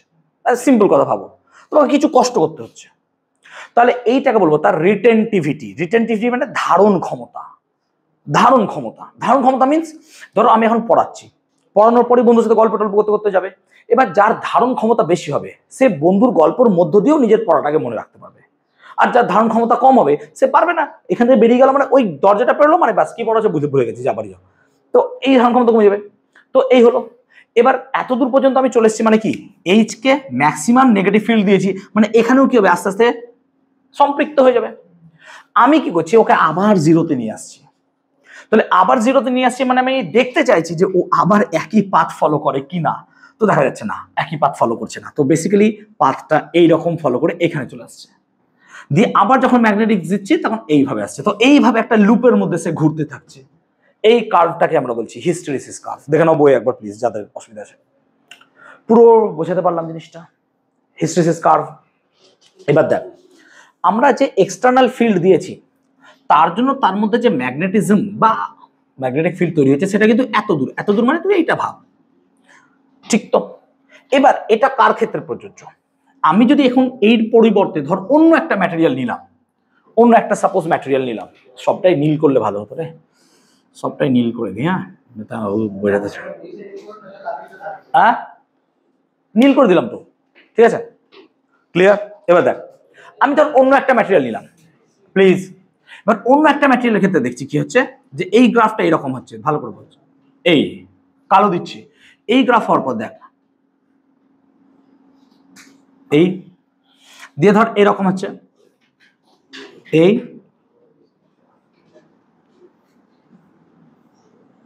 এই বুঝতে পারছিস? তাহলে দেখ দুটো গ্রাফের মধ্যে কিন্তু বিস্তর পার্থক্য আছে, হয়তো বড় ছোট হয়ে গেছে, পার্থক্যটা এইটাই। দেখ আমি এক্সটার্নাল ফিল্ড দিয়েছি, তার জন্য এই মোটা গ্রাফটার ম্যাগনেটিক ফিল্ড যেখানে জেনারেট করেছিল মানে ম্যাগনেটাইজেশন, এখানে দেখ তার থেকে বেশি জেনারেট করে গেছে। মানে ইনস্ট্যান্টলি যদি আমি একটা ম্যাগনেটিক ফিল্ডে রাখি এই দুটো ম্যাটেরিয়ালকে, তাহলে এ খুব বেশি পরিমাণে ম্যাগনেটাইজড হয়ে যাবে, এ কম পরিমাণ হবে। এবং এইটা হবে আমার কাঁচা লোহা, আর এটা হবে আমার ইস্পাত। তাহলে কাঁচা লোহার ইস্পাতের মধ্যে ইনস্ট্যান্টলি খুব বেশি ম্যাগনেটিক ফিল্ড পেতে গেলে আমি অবভিয়াসলি কাঁচা লোহা চয়েস করবো, সবসময় কাঁচা লোহা চয়েস করবো। কিন্তু আবার দেখ যদি আমি এক্সটার্নাল ফিল্ড সরিয়েও দিই, তার ম্যাগনেটাইজেশন কমেও খুব তাড়াতাড়ি যায়। তার মানে আমাকে চয়েস করতে বলে যে আমাকে এখন ইনস্ট্যান্টলি একটা ম্যাগনেটিক ফিল্ড দরকার বা একটা ম্যাগনেট দরকার, কিন্তু তোমার টার্ন অফ করলে যেন ম্যাগনেটটা বন্ধ হয়ে যায়, তাহলে আমি সবার আগে কাঁচা লোহা চয়েস করবো। তাহলে ক্রেন যেটা ইউজ করা হয়, ক্রেনে যে ইলেকট্রোম্যাগনেটিজম বা ইলেকট্রোম্যাগনেট চয়েস করা হয়, সেই ইলেকট্রোম্যাগনেটটা কিন্তু কাঁচা লোহা দিয়ে হবে, ইস্পাত হবে না। কেন? কারণ ইস্পাত তো ম্যাগনেট ধরে রেখে দিচ্ছে, তার মানে আমি সুইচ অফ করে দিয়েছি, তার মধ্যে ম্যাগনেটিজম বসে আছে। আবার দেখ রিটেনটিভিটি আবার কাঁচা লোহার আরো কম। তাহলে বেসিক্যালি যদি হাই ম্যাগনেটিক ফিল্ড পেতে চাই খুব কম সময়ের মধ্যে অন্য একটা ম্যাটেরিয়ালে, তাহলে আমি চয়েস করবো কাঁচা লোহা। আদারওয়াইজ আমি কি চয়েস করবো? ইস্পাত। সে ম্যাগনেটিক ফিল্ডকে ধরে রাখতে পারবে না। এই কারণে ট্রান্সফরমার তৈরি করার সময় যে ট্রান্সফরমারের কোর তৈরি করা হয়, যে ল্যামিনেটেড শিট, সেটা কাঁচা লোহা দিয়ে নেবো। কেন? ও ম্যাগনেটিক ফিল্ড ধরে রাখতে পারবে না, বেশিক্ষণ ধরে রাখতো না, তো এই কারণে কাঁচা লোহা আমরা চয়েস করি। আবার যেখানে অনেকক্ষণ ধরে ম্যাগনেট তৈরি করে রাখতে হবে, ধর বাচ্চাদের খেলনা ম্যাগনেট তৈরি করবো, তখন আমরা কোনোদিনই কাঁচা লোহা চয়েস করবো না, তখন কি করবো? আমরা ইস্পাত চয়েস করবো, কারণ ইস্পাত অনেকক্ষণ ধরে বা অনেক দিন ধরে ম্যাগনেটিজমকে ধরে রাখতে পারবে। তাহলে হিস্ট্রিসিসের গল্পটা আমরা আই হোপ বোঝাতে পারলাম। তোমরা একটু বইয়ে পড়ো, বাড়িতে আরো ডিটেল দেওয়া আছে, অসুবিধা নাই, ভালো করে একটু পড়বে, ঠিক আছে? তাহলে হিস্ট্রিসিস লুপটা বোঝাতে পারলাম যে কি জিনিস হয়, গল্পটা ক্লিয়ার করতে পেরেছি। বি ভার্সেস এইচ গ্রাফের সাথে রিলেশনটা কোথায় ক্লিয়ার হচ্ছে? ক্লিয়ার দূর পর্যন্ত? ওকে, নেক্সট। এবার দেখ পেজ নাম্বার যদি তোরা বাংলা বইয়ের বলছি 442 দেখিস, তাহলে দেখ তোরা পরাচম্বক, অয়স্চম্বক, তিরস্চম্বক পদার্থ সম্বন্ধে দেখ বিস্তর ইতিহাস লেখা আছে। এই হিস্ট্রিটা একটু বাড়িতে একটু পড়ে নিও, রিডিং দিও, তাহলেই হবে। এবং তারপর পার্থক্য আছে, আমি দুটো কথা বলবো, জাস্ট কথা দুটো কি কি। নাম্বার 1, পরাচম্বক পদার্থ আর অয়স্চম্বক পদার্থ। অয়স্চম্বক পদার্থকে যদি দেখো, তাহলে অয়স্চম্বক পদার্থকে যদি আমরা ডিম্যাগনেটাইজ করতে চাই, মানে তাকে এক্সপ্লয়েট করব। ধরো একটা লোহাকে ম্যাগনেটিক ফিল্ডে রেখে ম্যাগনেট তৈরি করে ফেলেছি, এবার আমি চাইছি তার ম্যাগনেটিজমকে তাড়াবো, তাহলে কি করতে হয়? তাকে এক্সপ্লয়েট করতে হয়। এক্সপ্লয়েট ইন দ্য সেন্স, আমরা এখানে যেমন দেখলাম রিভার্স ম্যাগনেটিক ফিল্ড দাও। এবার আমার কাছে রিভার্স ম্যাগনেটিক ফিল্ড না থাকলে তাকে আগুনে পোড়াও। আগুনে পোড়ালে কি হবে বলতো? তাদের অনুচুম্বকগুলো বা ওরিয়েন্টেশন গুলো আবার কি নষ্ট হয়ে যাবে, কারণ ভাইব্রেশন হবে। তো ভাইব্রেশন হওয়ার জন্য তাদের অণুগুলো কি হয়ে যাবে? নষ্ট হয়ে যাবে। এবং একটা নির্দিষ্ট টেম্পারেচারে গিয়ে, প্রত্যেকটা ম্যাটেরিয়ালের ক্ষেত্রে কিন্তু টেম্পারেচার আলাদা, একটা নির্দিষ্ট টেম্পারেচারে গিয়ে ওই ফেরোম্যাগনেটিক ম্যাটেরিয়ালটা না প্যারাম্যাগনেটিকে পরিণত হয়ে যাবে। সেই টেম্পারেচারটাকে আমরা বলি কুড়ি টেম্পারেচার বা কুড়ি বিন্দু। সো হোয়াট ইজ দ্য কুড়ি বিন্দু বা কুড়ি টেম্পারেচার? যে টেম্পারেচারে কোনো একটা ফেরোম্যাগনেটিক ম্যাটেরিয়াল বা ম্যাগনেটিক ম্যাটেরিয়াল কি হয়ে যায়? কি হয়? প্যারাম্যাগনেটে পরিণত হয়ে যায়, তাকে বলি আমরা কুড়ি থিওরি। এবার কুড়ির সঙ্গে আরেকটা থিওরি আছে, কুড়ি ভাইস থিওরি, একবার পড়ে নিও, তাহলে বুঝতে পারবে। আমরা এখন পড়বো ম্যাগনেটিক, মানে হচ্ছে আবরণ বা চৌম্বক আবরণ বা ম্যাগনেটিক স্ক্রিনিং, ম্যাগনেটিক পর্দা। আমরা ইলেকট্রিক স্ক্রিনিং পড়েছি, কি বলতো? যে আমরা যদি একটা খাঁচার মধ্যে কোনো একটা পদার্থকে রেখে দিই, তাহলে সেই খাঁচার মধ্যে সেই পদার্থটা থাকবে এবং তার মধ্যে কোনো ইলেকট্রিক ফিল্ড ঢুকবে না। কেন? According to Faraday's law, electric field বা চার্জ সবসময় তার আউটার সারফেসে থাকে, তাহলে ইনার সারফেস হবে না। এইরকমই কোনো জায়গায় ম্যাগনেটিক ফিল্ড আছে, এখানে তো প্রচুর ম্যাগনেটিক ফিল্ড আছে, পুরোটা আঁকছি না, প্রচুর ম্যাগনেটিক ফিল্ড হু হু হু করে যাচ্ছে, তাহলে এখানে সব জায়গায় ম্যাগনেট আছে। কিন্তু কিন্তু আমি যদি একটা এরকম কাঁচা লোহার বলয় আঁকি, কাঁচা লোহার বলয়, এটা বলয়, এটা ফাঁকা, তাহলে কি বলতো এখানে যে ম্যাগনেটিক ফিল্ডগুলো ঢুকবে, ধর এখানকার ম্যাগনেটিক ফিল্ডগুলো ঢুকবে, কেন ঢুকবে বলতো, অয়স্চম্বক কত তো টেনে ঢুকিয়ে দেবে নিজের মধ্যে, ঢুকিয়ে দিয়ে কিন্তু এখানে ঢুকতে দেবে না, ও এর মধ্যে ওকে পাক খাইয়ে দেবে। তাহলে এখানেও পাক খাইয়ে দেবে বা এখান দিয়ে এরকম করে বার করে দেবে, যে কোনো উপায় হোক এই ম্যাগনেটিক ফিল্ডগুলো এই বলয়ের আশেপাশে ঘুরে বেড়াবে, কিন্তু এই জায়গাটা তার মধ্যে কোনো ইফেক্টিভ পড়বে না, সেই কারণে এই জায়গাটায় কোনো বলরেখা পাবি না। আর ভাই ইলেকট্রিক ফিল্ডের মতো যদি ইলেকট্রিক বলরেখা না থাকে তাহলে ইলেকট্রিক ফিল্ডও থাকবে না, তেমনি ম্যাগনেটিক বলরেখা না থাকলে ম্যাগনেটিক ফিল্ডও থাকবে না, তাহলে এই জায়গাটায় কোনো ম্যাগনেটিক ফিল্ড থাকবে না। সেই জন্য নাবিকরা আগেকার কালে কি করতো, নৌ কম্পাস ইউজ করতো। এবার নৌ কম্পাসে কি হতো, কম্পাস ইউজ করতো, ম্যাগনেটিক নিডল ইউজ হতো। এবার যেখানে ম্যাগনেটিক ফিল্ড খুব স্ট্রং, পৃথিবীর সব জায়গায় তো ম্যাগনেটিক ফিল্ড সমান নয়, বারমুডা ট্রায়াঙ্গেলে গেলে অনেক বেশি ম্যাগনেটিক ফিল্ড, ওখানে এরকম কিছু জায়গা আছে ম্যাগনেটিক ফিল্ড হাই, তো সেখানে এই ম্যাগনেটিক নিডলগুলো কাজ করতো না, কেন, এক্সটার্নাল ফিল্ডের জন্য। তখন কি করা হলো, ওই ম্যাগনেটিক নিডলের গায়ে এরকম মোটা লোহার বলয় দিয়ে দেওয়া হলো, তাহলে তার ভেতরে থাকা ম্যাগনেটটা কি হয়ে গেল, সেফ হয়ে গেল, কারণ ম্যাগনেটিক ফিল্ড তার উপরে ইফেক্ট করতে পারলো না। এটাকে বলছি আমরা magnetic screening. I hope clear করতে পেরেছি। এবার ভূচুম্বকত্ব, আই হোপ রিডিং দিলে যথেষ্ট। পৃথিবী নিজেই বড় একটা চুম্বক, এগুলো ছোটবেলায় পড়েছো, বিজ্ঞানী গিলবার্ট বলেছিলেন। এবং পৃথিবী নিজে বড় একটা চুম্বক, তার প্রমাণ কি, যে কোনো একটা চুম্বককে যদি রেখে দেওয়া হয় ঝুলন্ত অবস্থায়, সে সবসময় উত্তর দক্ষিণ মুখ করে থাকে। তার মানে একটা চুম্বককে যদি আমি ঝুলিয়ে রেখে দিই, সে সবসময় কি করবে, উত্তর দক্ষিণ মুখ করে থাকবে, এদিকটা অবভিয়াসলি উত্তর বোঝায়, তো উত্তর দক্ষিণ মুখ করে যদি থাকে, তার মানে চুম্বকের উত্তর মেরু পৃথিবীর উত্তর মেরুতে আছে। তাহলে আমরা যে এই চুম্বকটাকে রেখে এখানে চুম্বকের উত্তর মেরু নিয়ে আসি, দেখবো এটা সরে যাচ্ছে, তাহলে চুম্বকের উত্তর মেরুকে বিকর্ষণ করছে, বেসিক্যালি এটা ঘুরে সাউথ পোলকে এদিকে নিয়ে চলে আসবে, যাতে নর্থ আর সাউথ পোলকে অ্যাট্রাক্ট করে।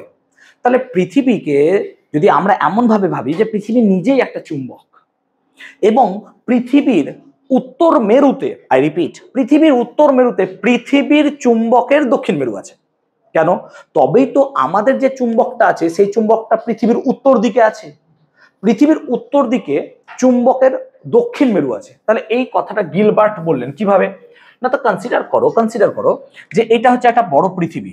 এবার এই পৃথিবীর যদি গোলার্ধ ভাবো, এই দিকটা তো স্যার নর্থ, এই দিকটা সাউথ।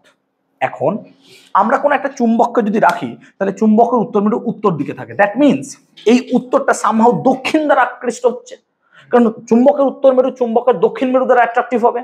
তাহলে নিশ্চয়ই এই পৃথিবী যদি চুম্বক হয়, তাহলে সাউথ পোল সামহাও এখানে কোথাও আছে, আর নর্থ পোল এখানে সামহাও কোথাও আছে। এবার একটা চুম্বককে আরো প্রকৃষ্ট প্রমাণ পাওয়া যায়, যে একটা চুম্বককে যদি আমি উত্তর গোলার্ধে রাখি, তার উত্তর মেরুটা এইরকম সোজা না থেকে ডিপ হয়ে যায়। তো ডিপ কেন হচ্ছে, নিশ্চয় নিচে কি আছে, দক্ষিণ আছে।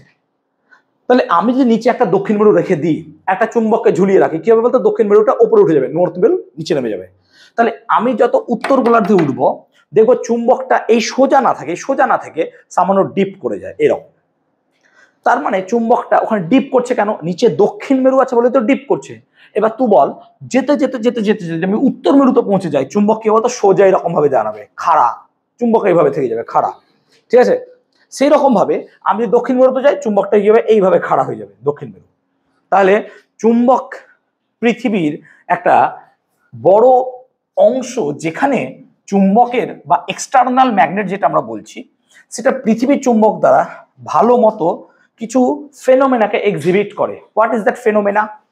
তার মানে আমি বলতে চাইছি, ভালো করে বলছি, ধর এটা কোনো একটা অংশ, কোনো একটা জায়গা পৃথিবীর, তাহলে চুম্বকটা কেমন থাকা উচিত ছিল, চুম্বকটা এরকম থাকা উচিত ছিল। এটাকে তাহলে কি বলছি স্যার, হরাইজন্টাল। হ্যাঁ না বল, এটা হরাইজন্টাল তো, অবভিয়াসলি হরাইজন্টাল মানে এইভাবে চুম্বকটা থাকা উচিত ছিল, কিন্তু চুম্বকটা এইভাবে নেই। চুম্বকটা কেমন আছে না, তো চুম্বকটা এইভাবে কাজ করছে। তাহলে বল, চুম্বকের নর্থ পোল যদি এইদিকে কাজ করে, তাহলে এটা সাউথ পোল, মানে ম্যাগনেটিক ফোর্স অফ লাইন্স কিন্তু এইদিকেই কাজ করছে। হ্যাঁ না বল, বুঝতে পারছি ব্যাপারটা? কেন, এইদিকে তো ওকে টানছে না, নর্থকে এইদিকে টানছে, তাহলে এইভাবেই কাজ করছে। তাহলে চুম্বকের অংশ এইভাবে কাজ করছে। এই অ্যাঙ্গেলটাকে বলছে অ্যাঙ্গেল অফ ডিপ বা বিনতি কোণ। সোজা থাকার কথা ছিল, এই সোজা থাকার কথা ছিল, বিনীত হয়ে গেছে, ডিপ হয়ে গেছে, বুঝতে পারছি ব্যাপারটা, ডিপ হয়ে গেছে। তাহলে এইভাবে থাকার কথা ছিল হরাইজন্টাল, এইভাবে আছে, তাহলে এটা ডিপ হয়ে গেছে। এই অ্যাঙ্গেলটাকে বলছি আমরা অ্যাঙ্গেল অফ ডিপ, বিনতি কোণ। এবার এইটাকে বলছি পৃথিবীর, কেন, পৃথিবী তো টানছে ওকে, ভাই আমি টানছি না, তাহলে এটাকে বলছি পৃথিবীর ম্যাগনেটিক ফিল্ড, এবং এটা হচ্ছে আই, পৃথিবীর ম্যাগনেটিক ফিল্ড। তাহলে আই এর দেখ একটা কম্পোনেন্ট তুই হরাইজন্টাল বরাবর পাবি আর একটা তুই পাবি ভার্টিক্যাল বরাবর। তাহলে ভার্টিক্যাল বরাবর ভি কত হবে sir? V should be equal to I sine theta. আর হরাইজন্টাল বরাবর কি হবে sir? H should be equal to I cos theta. কেন? থিটা এদিকে আছে বলে। তাহলে যদি আমি এখান থেকে আই এর ভ্যালু বার করতে চাই, তাহলে দেখ রুট ওভার যদি V square plus H square করিস, তাহলে root over I square common গেলে I sine square theta plus cos square theta মানে কত? 1। তার মানে আই সমান কত হবে? Root over V square plus H square. এবং আমি যদি এই অ্যাঙ্গেলটা বার করতে চাই, তাহলে ট্যান থিটা তো অবভিয়াসলি ভি বাই এইচ যদি আমরা বার করতে পারি, তাহলে ট্যান থিটা মানে কত হবে? তাহলে স্যার ভি বাই এইচ, এখান থেকে আমি থিটাটা বার করে নিতে পারবো। তার মানে আমি কোনো ক্ষেত্রে যদি চুম্বকটাকে রাখি, চুম্বকটা ডিপ হয়ে থাকবে। এবার দেখা গেছে এই দিকটা ধর উত্তর মেরু, এই দিকটা উত্তর মেরু, চুম্বক তাহলে সোজা উত্তর মেরু থাকা উচিত ছিল। দেখা যায় চুম্বক সোজা আবার উত্তর মেরুতেও থাকে না, ও উত্তর থেকে সামান্য পরিমাণ ডেভিয়েট করে যায়। কেমন ভাবে ডেভিয়েট করে? পূর্বের দিকে। তাহলে ও সামান্য পরিমাণে এইদিকে ডেভিয়েট করে যায়। তার মানে চুম্বকটা অ্যাকচুয়ালি এইভাবে থাকার কথা ছিল, কিন্তু চুম্বকটা ডেভিয়েট হয়ে এদিকে হয়ে যাচ্ছে। তার মানে একটা চুম্বক সে কি হওয়া উচিত ছিল? এইভাবে থাকা উচিত ছিল, কিন্তু চুম্বকটা দেখছি ডেভিয়েট করে এই দিকে চলে আসছে। বুঝতে পারছিস? তাহলে দেখ ও এইটা ছিল মধ্যতল, এই দিকটা উত্তর, এই দিকটা উত্তর, কিন্তু উত্তরে না গিয়ে উত্তর থেকে সামান্য পরিমাণ পূর্বের দিকে সরে গেছে। এই অ্যাঙ্গেলটা তৈরি হবে। বুঝতে পারছিস তো? এই অ্যাঙ্গেলটাকে বলবো ডেল্টা, বিচ্যুতি কোণ। বিচ্যুতি মানে কি?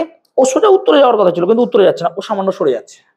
তার মানে আমি এইভাবে সোজা উত্তর মেরু না, সামান্য সরে গেছি, এইভাবে কাজ করছে। তাহলে অ্যাকচুয়ালি আমরা তাহলে বলবো স্যার সাউথ পোলটা না একদম এইখানে নাই, সাউথ পোলটা তাহলে স্যার এই সমস্ত জায়গায় আছে, আর নর্থ পোলটা স্যার এই সমস্ত জায়গায় আছে। তাহলে একটা পৃথিবী নিজে বড় চুম্বক এইভাবে আছে, পৃথিবীর চুম্বক ক্ষেত্র। এবার পৃথিবীর নিজে যদি বড় চুম্বক হয়, এটাকে ডেল্টা বলছি, মাথায় রাখবে তো ডেল্টা, এটা হচ্ছে বিচ্যুতি রেখা। এবার পৃথিবী নিজের চুম্বক হওয়ার কারণে তাহলে এটা নর্থ পোল, এটা সাউথ পোল, পৃথিবীর চুম্বকের নর্থ পোল। তার মানে আমি যদি না নর্থ পোল সাউথ পোল লিখি, তাহলে ম্যাগনেটিক ফিল্ড কোন দিক দিয়ে বেরোবে বলতো? এই দিক দিয়ে বেরোবে। তাহলে পৃথিবীর ম্যাগনেটিক ফিল্ড এই বরাবর কাজ করবে, সাউথ থেকে নর্থে। কেন? সাউথে আছে নর্থ। বুঝতে পারলি ব্যাপারটা?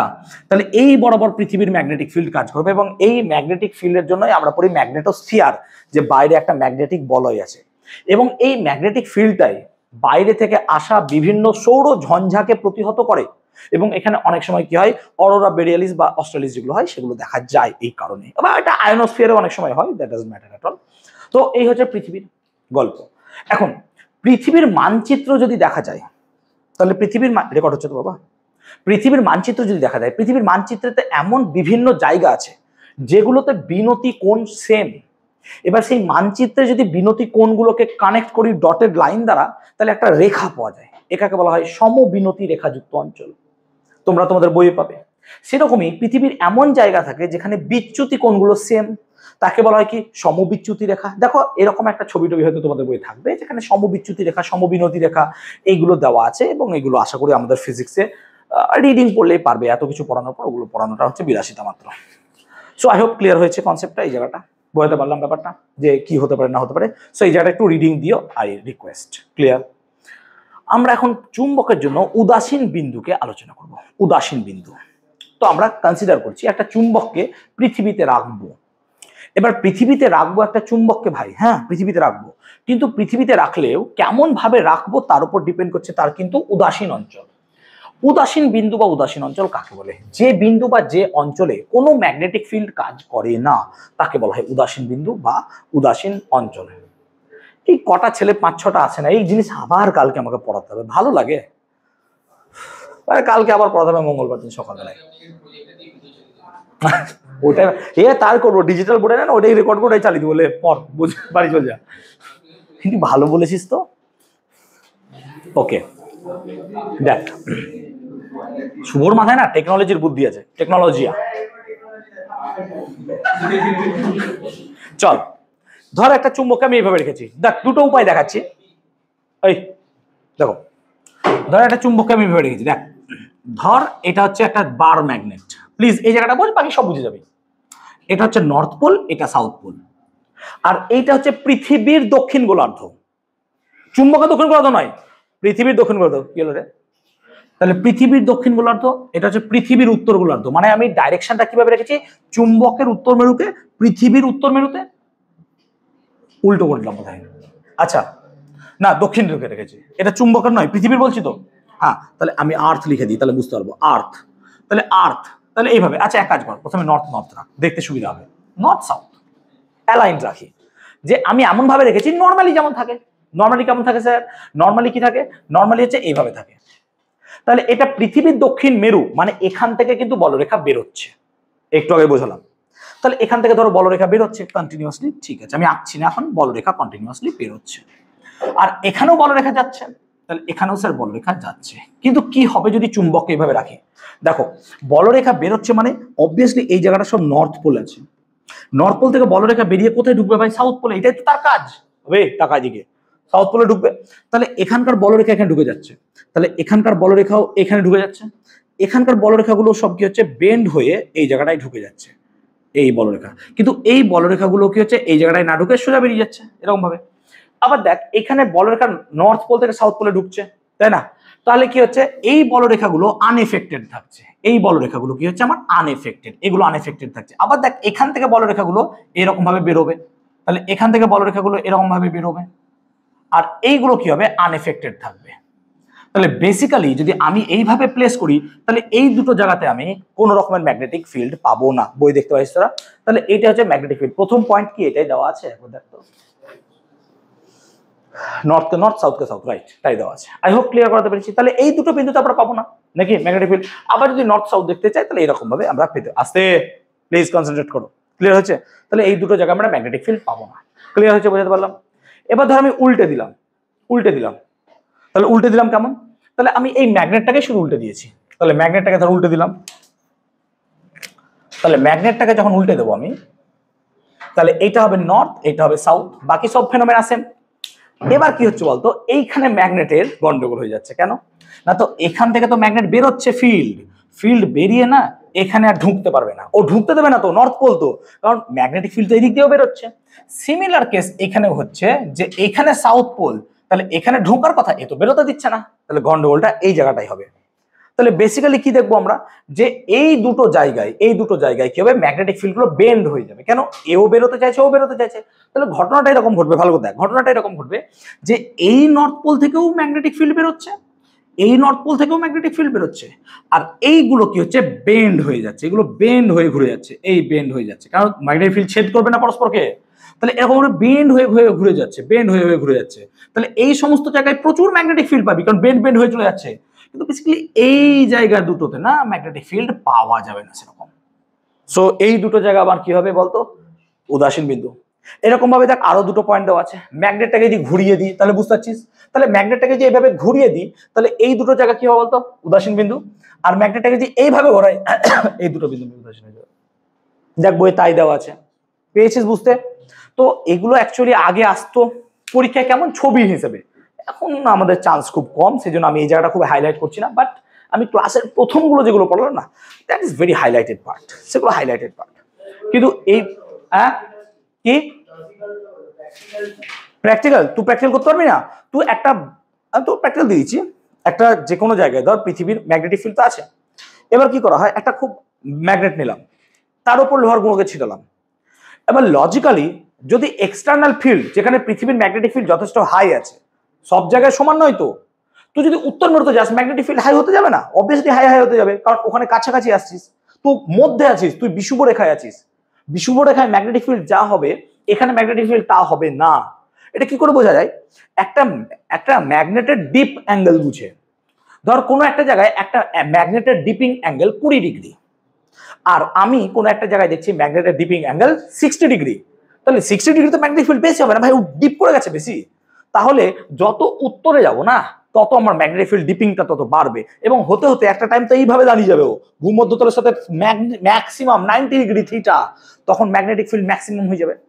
তো প্র্যাকটিক্যাল যদি বলো তাহলে তো এটাই অবভিয়াসলি প্র্যাকটিক্যালি আমরা তো প্র্যাকটিক্যালি এটা বুঝতে পারবো, এবং এর মাধ্যমেই তো আমরা জানতে পারলাম যে পৃথিবী নিজে একটা বড় চুম্বক। যদি চুম্বককে কোনোদিন না ঝুলাতাম তাহলে আমরা কোনোদিন জানতে পারতাম না পৃথিবী নিজে বড় চুম্বক। তাহলে এগুলো তো আমরা আগেই পড়েছি না, 7, 8 পড়েছি সম্ভবত, ক্লিয়ার? তাহলে আর দুটো ছবি আঁকছি না, একবার দেখে নিও বাড়িতে গিয়ে, কোনো সমস্যা হলে আমাকে বলো। সব ক্লিয়ার হয়েছে? সমৃদ্ধ মোটামুটি? তো চ্যাপ্টার এখানে শেষ রাখলাম, ওকে।